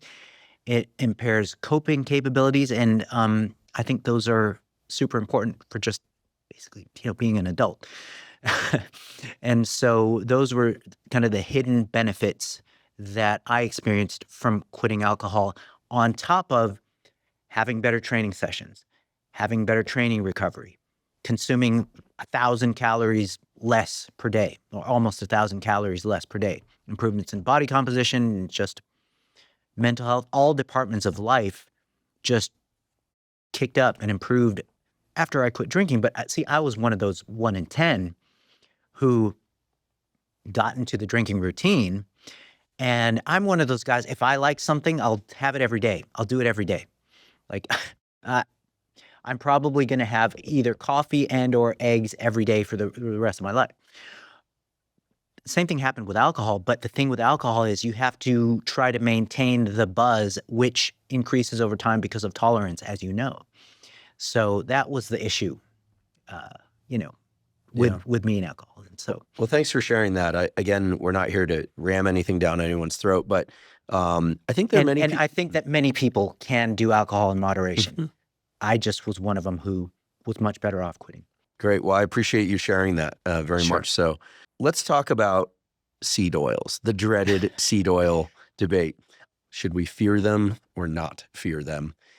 Let's assume somebody is going to maintain calories, like they're not adding seed oils as a source of additional calories above what they would normally be taking in. But let's say they have the choice. They can consume a seed oil like canola oil or soybean oil, or they can consume olive oil in place of it. And let's just compare, like, which one is better, if either? And is there anything inherently bad about seed oils? And I want to make sure that we talk about the processing, because people will say, the seed oils aren't bad if they come from a quality source, but most of the seed oils are through this high pressure, high temperature refinement process. And that's the problem. So what's the deal with seed oils? Okay, the big picture is that people over-vilify seed oils. One side over-vilifies seed oils, just like the other side over-vilifies, let's say, your standard, land animal fats like beef tallow, butter, lard. But when you compare those two, like seed oils versus the butter, beef tallow, lard, you compare the evidence base of those two things, you can find more dirt as far as adverse health outcomes from the land animal fats compared to the seed oils. And that is the reality of the matter. It's really weird that seed oils are being vilified right now, because that's not the scientific consensus. People who have their nose in the literature are just kind of scratching their heads at the whole seed oil scare thing. And there are some people on the fringe who laser in on their philosophies and ideologies about seed oils, but then all you need to do is ask a short set of questions. Okay. And you specified the seed oils in the question, which is great. I mean, that you're ahead of like everybody else. So what seed oil are we talking about? What kind of dosage are we talking about? And what health outcome are you concerned with? And then what trial do you find most compelling that supports your fear of the seed oil? And so everybody, like 9 out of 10 people, immediately will say, okay, you want to know what seed oil? Canola oil. Okay, great. Let's look at the canola oil literature. And one of the hardest things to do is find dirt on canola oil amidst all of the positive effects in almost every trial of canola oil. There is even a meta-analysis comparing directly the effect of canola oil versus olive oil on blood lipid profile. And maybe, unsurprisingly to some, but surprisingly to most, canola oil outperforms olive oil for improving blood lipids in the sense of lowering LDL cholesterol. That's surprising to me, because I assumed that olive oil can do no wrong. You know what? I was taken aback by that too. I would have been just fine with seeing there's no damn difference, one of these anticlimactic results. But when you take a look at canola oil's composition, it has a kind of an extraordinarily high proportion of omega-3 fatty acids compared to olive oil and compared to the rest of the seed oils for that matter. Omega-3? I thought it was high in omega-6. It does contain omega-6, and that is the predominant fatty acid in canola, but it has a high omega-3 content as well. It has a high proportion of omega-3. I don't know the exact proportion of omega-3, but what makes canola kind of special as far as the vegetable oils go is its high omega-3 content. Yeah. Wow. Okay. That's going to surprise a number of people, including me. My sense is that any ill effects to come from seed oils are because of who seed oils hang out with. Yeah. Right. This is sort of the old, if you're old enough like me to remember, I'm 49, turning 50 in September, so I'm not quite 53, but we're of the same generation. And there was We this, grew up without the internet. right. Well, there was a discussion around cannabis, for instance. We've done several episodes about it. We didn't paint it as good or bad, although I do believe that young people, especially young males, smoking high THC cannabis can predispose to psychosis. I mean, there's a bunch of debate around this, but back in the day, it was, if you use cannabis, soon you'll be using crack cocaine. That was kind of like the argument, right? And over time, people realized that cannabis has its own potential benefits and its own potential risks, right? Depending on a number of things. It seems that people who consume a lot of seed oils consume them in conjunction with a lot of starches and perhaps with added sugars as well. And when you lump those together, you end up with a pro-inflammatory, often hypercaloric set of conditions, and people aren't getting enough quality protein. And then we know what that picture looks like. It looks like the United States of America. Yeah. Right. Or most of the United States of America.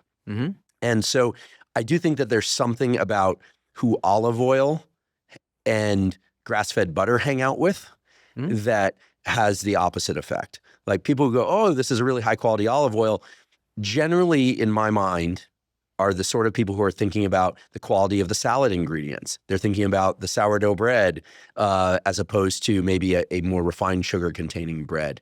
And the people who talk about grass-fed butter are thinking about the quality of the meat sources, and they're not eating other protein sources that are laden with other, preservatives. So to me, I think a lot of this quote unquote seed oil debate will be resolved when we start pulling apart the individual components. They're riding in the wrong vehicle. Right. And I think that from a cost perspective, this hadn't occurred to me until I started voicing a little bit of this online, in which case you learn a lot quickly. And what I learned was, there were a number of people who said, yeah, I'm hearing all this great stuff about grass-fed butter and olive oil, but there are people for whom the cost margins are just too high to consume all organic and or olive oil and you have to listen to that and say, okay, well, for people needing to feed an entire family, perhaps some of these other fat sources are more affordable, and therefore, what are the real health risks with those? So anyway, I was a bit of editorializing there, but I have a feeling some of this is going to shake out in the fine parsing of these different diets. I think people oversimplify it. What people do with seed oils is what people do with dairy. They say dairy as if it's some monolithic thing. With dairy, you've got the hard cheeses, you've got butter, you've got yogurt, you've got milk of varying fat levels. You're kind of hard pressed to find negative stuff on yogurt. You'd be kind of hard pressed actually to find negative stuff on hard cheeses. Butter, of all of the the range of dairy foods, butter is the one that you can find the dirt on. Similar story with seed oils. Like, try to find some negative stuff on flaxseed, chia seed, sesame seed. You can't. I mean, yeah, if you dig hard enough, you can. Try to find some negative stuff on canola. It's very tough too. Even things like soybean oil and corn oil, you can look at the literature and it doesn't paint this sinister picture either. And so I think people are missing the forest for the trees in general when they're focused on, honestly, the cooking oils. You shouldn't be drowning or deep frying your stuff on a regular basis anyway.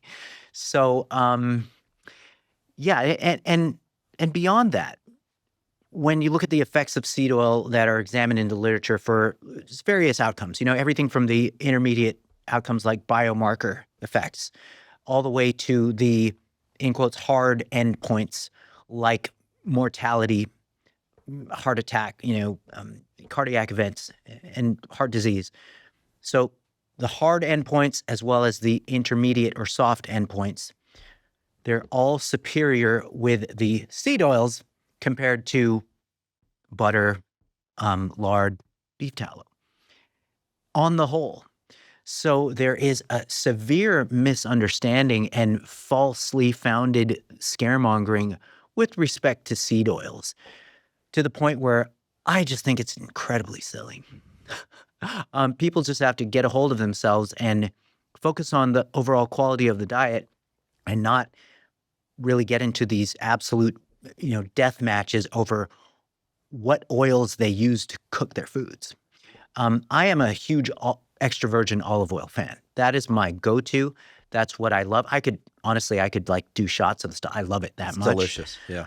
And I love sesame oil. But sesame is a seed oil. But sesame oil has been consumed by very healthy populations throughout Asia for the last 5,000 years.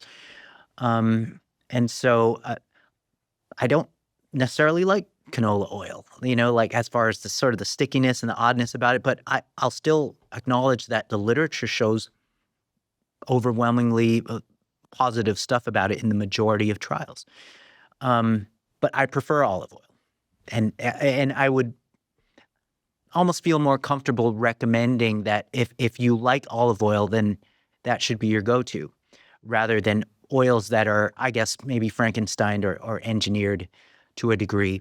And you mentioned the whole idea of how these oils are produced. Like one of the concerns is hexane use to extract the oils from the seed cakes and stuff like that. So the use of solvents to get these oils out of their native source. There's some interesting literature showing higher hexane levels in olive oil than in, I forget, it was some other seed oil, whether it was canola or sunflower. And so, but nevertheless, the hexane amounts were well below established safe thresholds.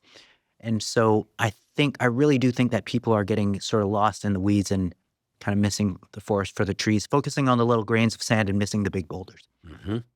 Thank you for that. I think it's going to clarify a number of things for a number of people. I also love olive oil. Over the years, I've tried to consume less butter. I love the taste of butter. Can I interrupt and let you know, I'm not anti-butter at all. Mm-hmm.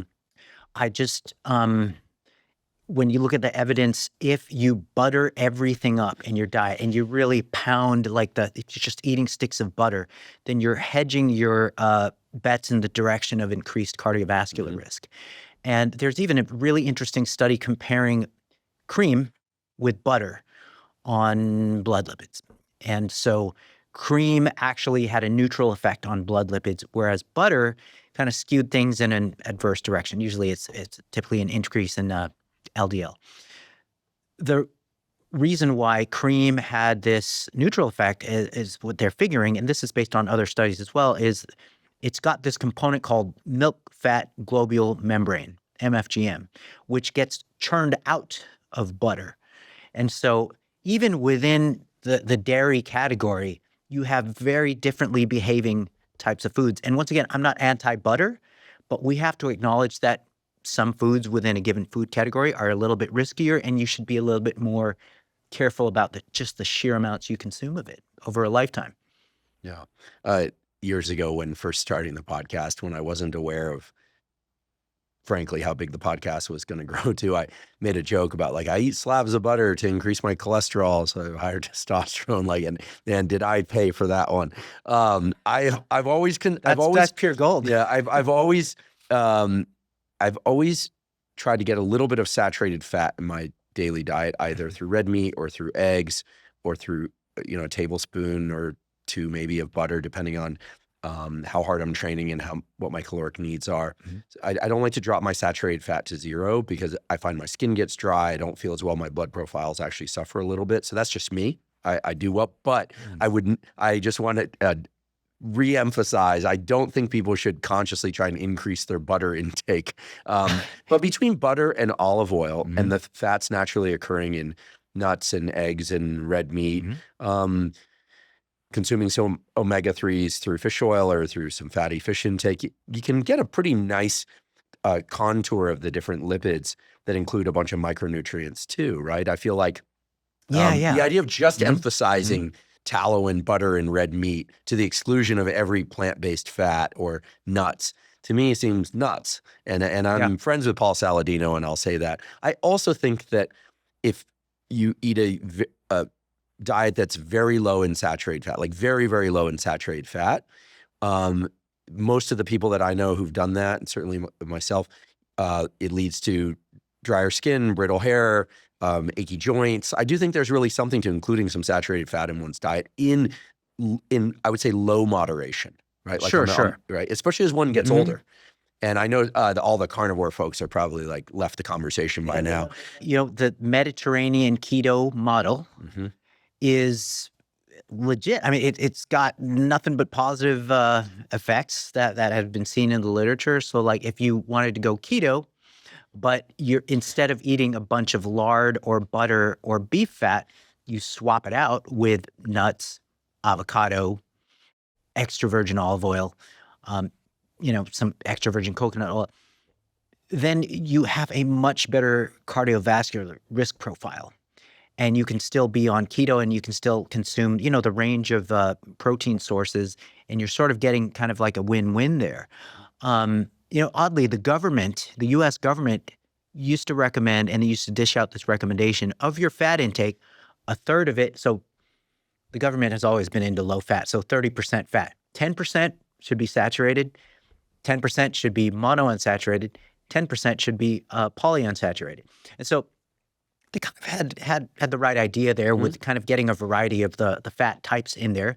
And I'm familiar with the literature on saturated fat and cholesterol and testosterone levels. And as somebody who is not on exogenous testosterone, dude, I'm going to be grabbing for whatever dietary advantage I can get as far as keeping my testosterone levels up. And so I personally would not engage a zero saturated fat diet either. I think that's great for people to hear. Are you aware of any female-specific nutrition advice aside from, adjusting for, body weight? On average, women tend to be lower body weight than men, not always, but and so on, lower lean mass, et cetera, not always. Is there anything specific about some of the topics that we've discussed thus far that, from your experience, and I know your wife is extremely skilled in the department of training and nutrition, et cetera, for clients, that is truly female specific, like that they really benefit from doing certain things or not doing certain things that men can get away with or don't have to pay attention to? There's very little in that direction. Almost nothing, almost no meaningful differences that you can sort of universalize about women need to eat this way, men need to eat that way.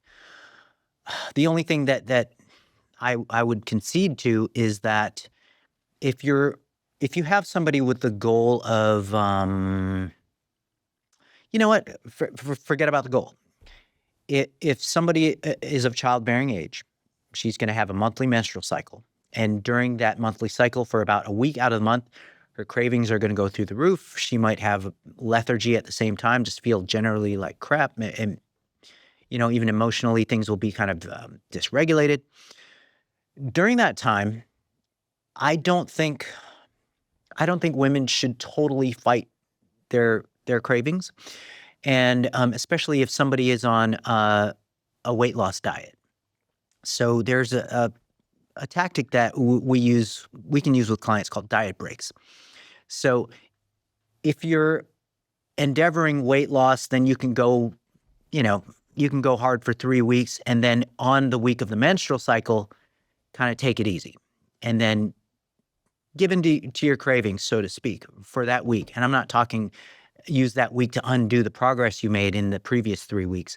But I think that if you're going to diet in a cyclical fashion, and this works quite well with women observationally, then your week off or your higher calorie week or your maintenance week, just coincide it with the menstrual cycle.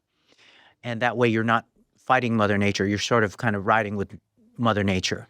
And you can have potentially an easier time improving body composition that way. As far as the other claims that float around about the perimenopausal period or the menopausal transition, and women have to eat this way, they have to avoid this and that, and eating, there's all kinds of claims being made. They should be framed as speculations, honestly. And with the menopausal transition, like menopause is a really hot thing right now amongst the influencers and things like that. And there is some research showing that there is fat mass that's gained during the menopausal transition, and lean mass that's lost at a general population level. But there's a lot of scaremongering around that as well. And there's a study that was done. It's called the SWAN study. It's the longest and largest study on this topic. And they looked at the 4 to 8 year menopausal transition. And that usually occurs in women from like mid-40s to mid-50s. And they looked at early menopause, mid-menopause, post-menopause, and they looked at the effects on body composition, or the relationship at least, with the menopausal transition and body composition.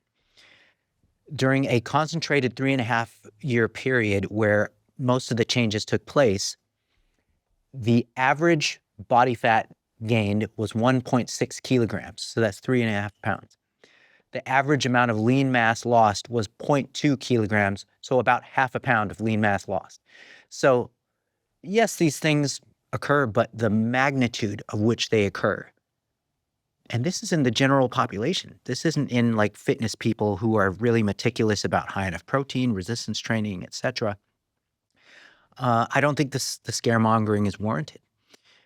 I know that there's very real symptoms associated with the menopausal transition that make adhering to a fitness program or a diet program very tough. The hot flashes, the lethargy, joint pain, changes in sexual function, the combination of those things, how they affect sleep. Poor sleep affects everything negatively. And so when you work with somebody as a practitioner who's going through the menopausal transition, I would grant that maybe you set their expectations at maybe 50% the amount that you would with somebody who was not in the menopausal transition. So whereas you would maybe set somebody to expect like a pound a week loss if they're trying to lose body fat, then you should maybe set somebody in the perimenopausal period to be okay with like half of that. Because of the other changes that are occurring that make the rest and recovery more difficult. Yep, absolutely. Mm-hmm. Thank you for that answer. Mm-hmm. I know it's a topic that's, as you mentioned, is more frequent these days. I think it's important that it is. It's been a topic that hasn't received a lot of attention until fairly recently, I think because the Women's Health Initiative studies weren't completed. A lot of them were completed in recent years, and so the data, quote unquote, were in. I think also the effects on brain, like the relationship between estrogen, testosterone, and brain function in males and females, is something that we're just now starting to really understand with modern imaging tools and so on. So this is an area, of course, that's going to evolve quickly in the upcoming years. Collagen.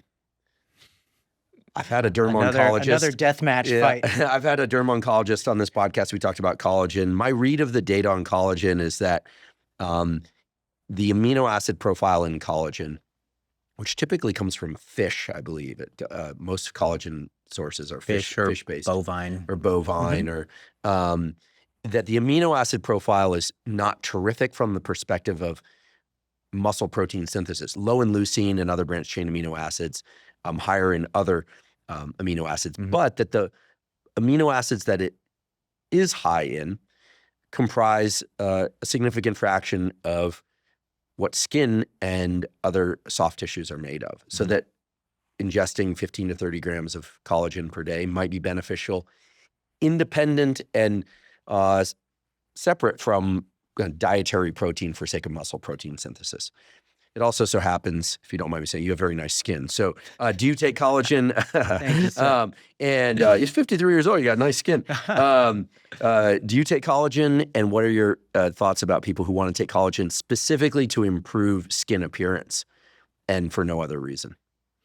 Okay, so I want to start off by saying that fitness professionals in the, in quotes, evidence-based community, they have almost a pathologically minimalist approach to supplementation. So it's almost like if you can avoid a supplement and dismiss it and poo-poo it, hey, great, we won. I'm not like that with a few supplements, and collagen is one of them. And for one thing, of all the proteins in the body, collagen is the single most abundant. And collagen comprises about, 20 to 40% of the proteins in the body. It comprises a significant amount of bone tissue, and not just the joints and ligaments and tendons. And so from a very kind of no-brainer troglodytic level, it's like, what is everybody's issue with providing the raw materials to the body that it can use to build these tissues? And the pushback on that is the idea that the body takes any protein, breaks it down into its constituent amino acids, and the amino acids get shuttled to where they need to go depending on the homeostatic need of the body, or whatever need the body has at the moment. Okay, well, if we go with that logic, then we would say, okay, so then there's really no such thing as better proteins than others as long as we have sort of a basic amount of the essential amino acids. No, that's just not true. And then beyond that, the interesting thing about collagen, and this is debated as well, is its resistance to full hydrolysis, where you've got these collagen fragments that can float through circulation and into the target tissues. These di and tripeptides, right? They've been observed through isotopic tracer technology, and they make it into the chondrocytes or the joint cells, and they increase activity in the chondrocytes. That's been documented and published. But beyond that, it's like, why would nobody balks about consuming enough calcium, dietary calcium, to maintain the integrity of the skeletal system? But hey, you talk about consuming enough collagen to maintain the integrity of connective tissues throughout the body, and including skin. Skin is 80% collagen by dry weight. Then people lose their crap, I kind of think it's a no-brainer to at least be optimistic about collagen supplementation if you're somebody who never eats the cartilage of the meat, the bone, the connective tissue parts. If you don't eat your animal foods nose to tail, and you're just eating muscle meats. I think the guy who does that but takes collagen as a supplement is going to have an edge on you throughout the life course. And on a related note, I think that's one of the disadvantages that vegans might have until they find a genius way to manufacture a non-animal collagen molecule. There are multiple systematic reviews showing the benefits of collagen on various skin outcomes, which are debated, of course. Whey protein always seems to kick collagen's ass for muscle-related outcomes, but, that's not what we're taking collagen for. So back to your original question, yeah, I do take collagen. How much do you take? About 15 grams a day. To me, it's kind of a no-brainer, just like, getting enough. You're providing the raw materials that the body is going to use and need anyway, and the debate is whether or not the bioavailability is meaningful or not. You know what? I'm willing to just do the first world thing and take that chance and take the collagen supplement. The downsides are basically non-existent. Great. What other supplements do you take, and maybe we can establish a hierarchy of supplements or clusters instead of like the top one. Let's talk about the by disposable budget. I think this is a real world perspective. Yeah. So let's agree that the main thing is get enough sleep, exercise, eat well. To eat well, you want to emphasize what you talked about and to try and get the best quality sources that you can afford. Let's assume that somebody has the amount of disposable income to be able to buy, one or two supplements to take on an ongoing basis. And let's set aside food supplements like whey protein from vitamins and performance supplements, and just kind of put them all out there and say, okay, let's say I've got, it's going to differ by country, but let's say I've got $150 of disposable income. I could get like one or two supplements I can take ongoing. What would you place into that category? If the goal is keep lean tissue, the same or increase lean tissue and keep body fat where it's at or lose some body fat. Overall vigor, overall health, longevity. Okay. Yeah, the big Got it. picture. Yeah. Got it. Okay, so my answer to this is going to be very bro-scientific because it is so hard to study those outcomes that we almost are just, placing our bets when we do the supplement thing beyond having a diet that is diverse across and within the food groups and provides all the essential macro and micronutrients, which it often doesn't.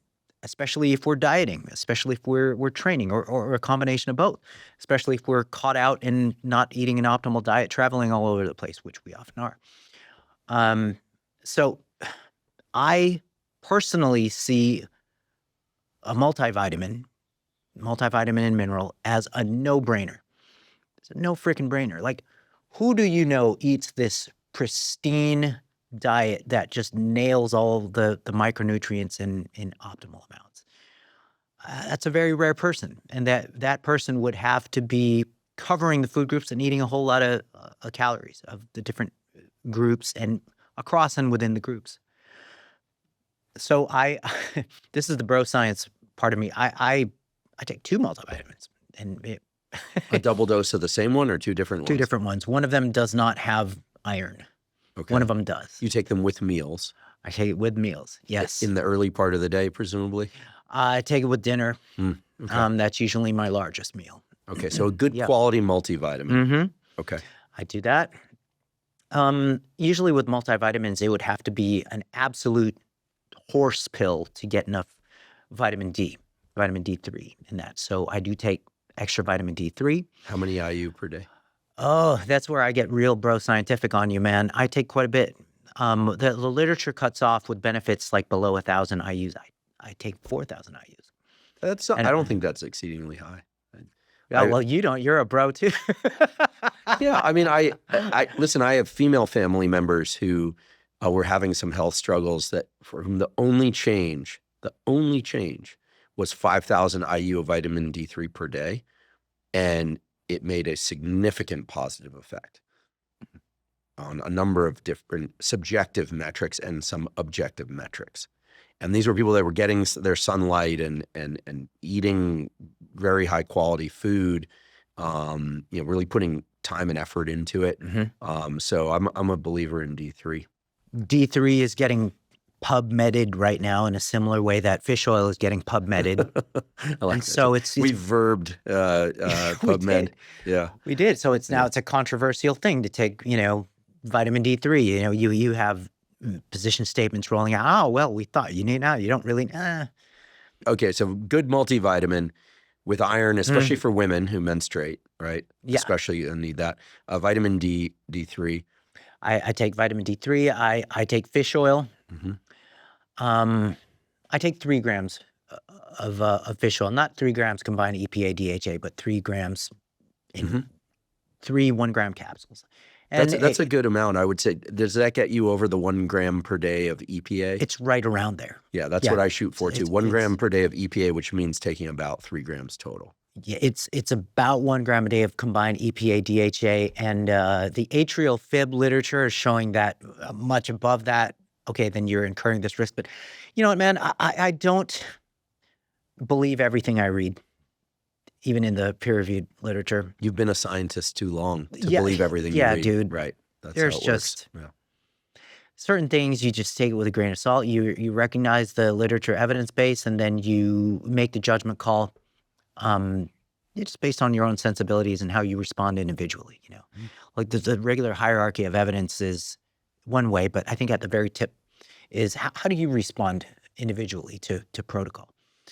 So and so fish oil, I do take that. Another thing that would blow up the size of a multivitamin is getting enough magnesium to show benefit. So I take magnesium. Which form of magnesium do you emphasize? Magnesium citrate.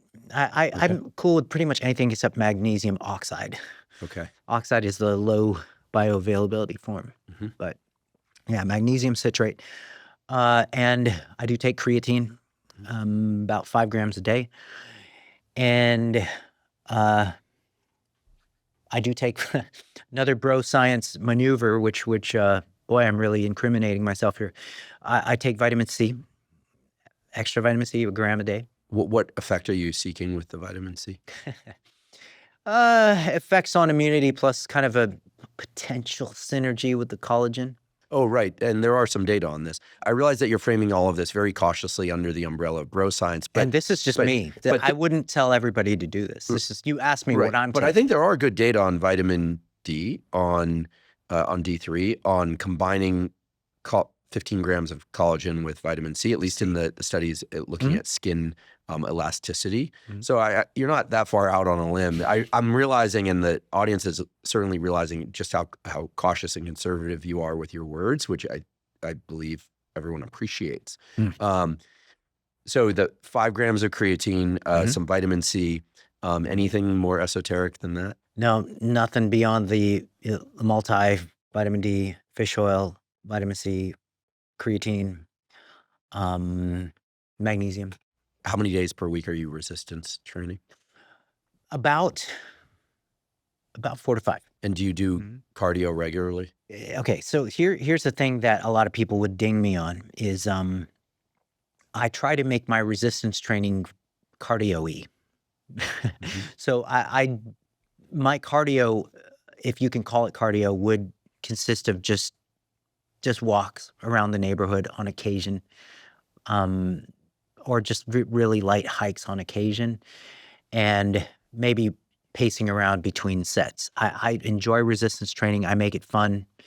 I mean, everybody wants to wait 2 to 3 minutes between sets to move the maximal amount of loads. But you know what? You can do progressive resistance training. You can do progressive overload, even within a short rest paradigm.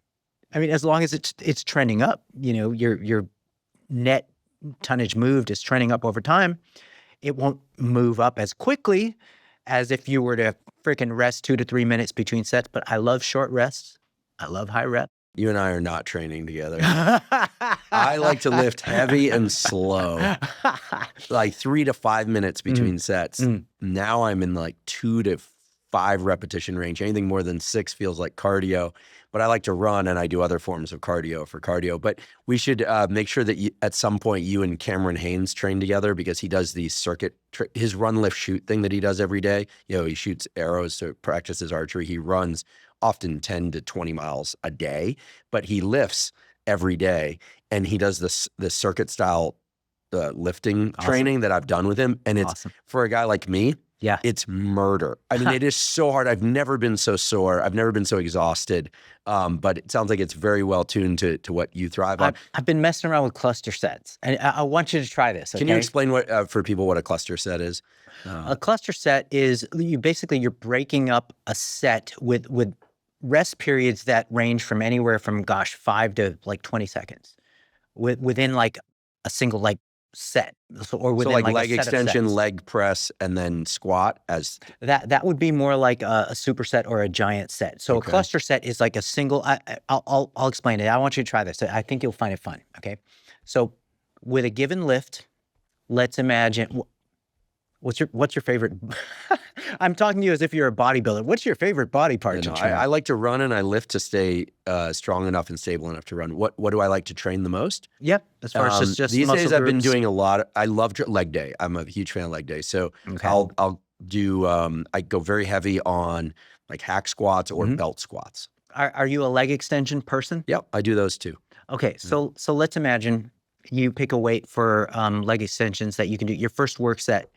After however you might warm up. Your first work set, pick a load that will enable you to fail out at about, let's say 16 reps.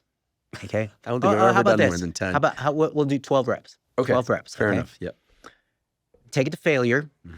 My colleagues would say, okay, well, leave like 1 rep in reserve and what, I like to train to failure all the freaking time. It's more fun. I've been training for a long time. I don't hurt myself with training to failure. And I wouldn't train to failure with a freaking bench press or a squat.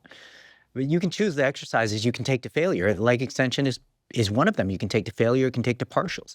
So leg extension. So choose a weight you can do for 12 reps.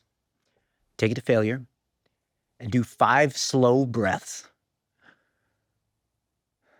That's 1. And take that 5 times and then go right back into the set. Don't change the weight. Try to do half the amount of reps you did. And you'll usually hit it. Sometimes you won't. If you breathe fast enough, you kind of won't hit it. But if your 5 slow breaths are slow enough, you'll hit the 6 reps in this case. Okay, after that, 10 slow breaths. Try to beat your previous set. Try to do, if you can do 6, great. If you can do 7, great. That's a cluster set with failure built into it a couple times. And how many cluster sets would you do per body part? 2. Yeah. Because it's multiple sets. Yeah. Mm-hmm. This seems like a great thing to do if one is low on time. Mm-hmm. And perhaps if one has a nagging injury that you need to work around by avoiding heavy weights. I hope to never be in the position to have to do this workout. And you can add a drop set to the second exercise. Bam, cut the weight down by 25-ish% and go right into it and drop set.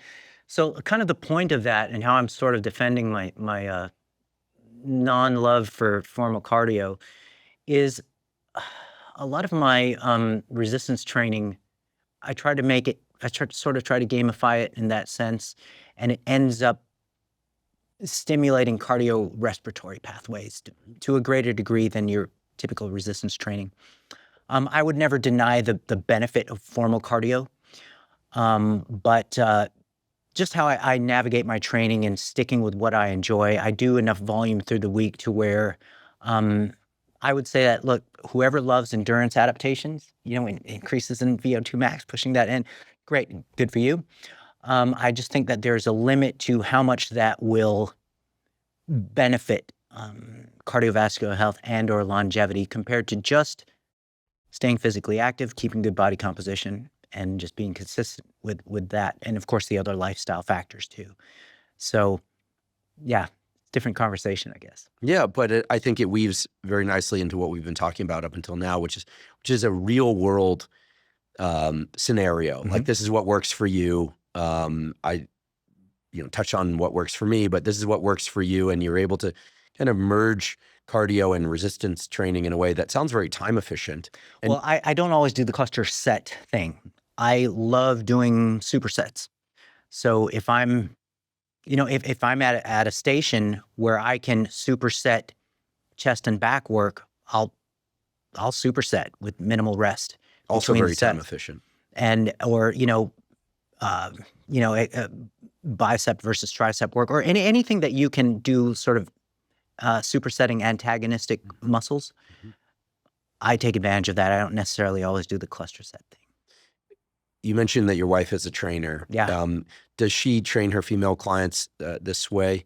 And do you train your female clients this way? The reason I ask is that in my experience, I realize this is a generalization, but I've had female training partners before. Some of the best training partners I've had, by the way, are female training partners. They worked hard, and they were also great athletes. Mm-hmm. They tended to view resistance training, at least at first, as something to limit the rest periods between sets. Like they felt like if their heart rate wasn't up continuously, it wasn't exercise. Those people often were pleasantly surprised by doing lower repetition, longer rest work. Mm-hmm. But in general, do you recommend what you just described more for your male or female training clients? Being perfectly honest, it's just what I enjoy doing.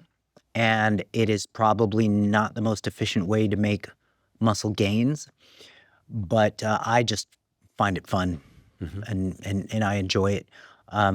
When I was training folks for the specific goal of hypertrophy, I would put them through kind of the standard, let's rest between sets, move the maximum amount of load.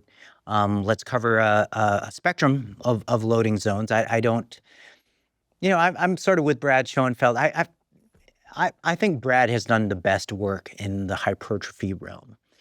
And training for hypertrophy is one of the best ways to train for, I guess, optimizing metabolic health. Mm-hmm. So there should be some hypertrophy training included in any program, in my opinion. So yeah, it's just what I enjoy, man. And I realize it does go against a lot of the typical like consensus. Well, thank you for sharing that. I think it highlights, if nothing else, that doing what one enjoys in the realm of fitness and nutrition is equally important to what's best, because if you don't enjoy it, you're unlikely to stick to things. So find what you enjoy. Listen, I want to extend a huge thank you for coming here today. This was a long time coming. I always knew from our first in-person meeting that we would do this at some point. And I'm so glad we're doing this now. I must say, you have an absolutely staggeringly impressive command of the literature. Anyone that's listened to this realizes that you don't just say stuff. You always precede your statements with the origin of the information you're about to convey, whether or not it's your own personal experience and preference, whether it's from a meta-analysis, whether or not it's from a particular study. And as an academic, I especially appreciate you always credit the authors of the study. I mean, I know people heard this, but I want to underscore the scholarly nature with which you present evidence and attribution to the original authors of the work. And it's so clear that you've got your mind wrapped around these massive topics that are of immense confusion to the general public and importance. And to take us back to something I said at the beginning, when I think of Alan Aragon, I think of immense amounts of knowledge shared and this immense property of clarifying things for people. Today, you've taught us that protein is extremely important. What qualities of protein exist in different domains of the different food groups, timing of a protein intake, timing relative to exercise, timing of exercise, type of exercise. We talked about collagen. We talked about calorie surplus, deficit. Yes, you can gain muscle and lose fat simultaneously. And you make this information not just clear, but extremely practical. So thank you for the immense amount of information you provided us today, and that you continue to provide online and elsewhere. We, of course, will provide links to where people can learn more about you and from you. And I just want to say, keep going. I value you as a colleague and a friend, and I'm so grateful that you came out here today and that I said the wrong thing on social media so that we had the opportunity to meet. Goes right back to you, Andrew. It is an honor and a pleasure to be here, and I really, really think this will bring a lot of value, and just thank you for everything. Well, you're most welcome. It's been a true pleasure. We'll have you back again. Thank you for joining me for today's discussion with Alan Aragon. To learn more about Alan's work and to find links to his articles and various other resources, please see the show note captions. If you're learning from and or enjoying this podcast, please subscribe to our YouTube channel. That's a terrific zero-cost way to support us. In addition, please follow the podcast by clicking the follow button on both Spotify and Apple. And on both Spotify and Apple, you can leave us up to a 5-star review. And you can now leave us comments at both Spotify and Apple. Please also check out the sponsors mentioned at the beginning and throughout today's episode. That's the best way to support this podcast. If you have questions for me or comments about the podcast, or guests or topics that you'd like me to consider for the Huberman Lab podcast, please put those in the comments section on YouTube. I do read all the comments. For those of you that haven't heard, I have a new book coming out. It's my very first book. It's entitled Protocols, an Operating Manual for the Human Body. This is a book that I've been working on for more than 5 years, and that's based on more than 30 years of research and experience. And it covers protocols for everything from sleep to exercise to stress control, protocols related to focus and motivation. And of course, I provide the scientific substantiation for the protocols that are included. The book is now available by pre-sale at protocolsbook.com. There you can find links to various vendors. You can pick the one that you like best. Again, the book is called Protocols, an Operating Manual for the Human Body. And if you're not already following me on social media, I am Huberman Lab on all social media platforms. So that's Instagram, X, Threads, Facebook, and LinkedIn. And on all those platforms, I discuss science and science-related tools, some of which overlaps with the content of the Huberman Lab podcast, but much of which is distinct from the information on the Huberman Lab podcast. Again, it's Huberman Lab on all social media platforms. And if you haven't already subscribed to our Neural Network newsletter, the Neural Network newsletter is a zero-cost monthly newsletter that includes podcast summaries as well as what we call protocols in the form of 1 to 3 page PDFs that cover everything from how to optimize your sleep, how to optimize dopamine, deliberate cold exposure. We have a foundational fitness protocol that covers cardiovascular training and resistance training, All of that is available completely zero cost. You simply go to hubermanlab.com, go to the menu tab in the top right corner, scroll down to newsletter, and enter your email. And I should emphasize that we do not share your email with anybody. Thank you once again for joining me for today's discussion with Alan Aragon. And last, but certainly not least, thank you for your interest in science.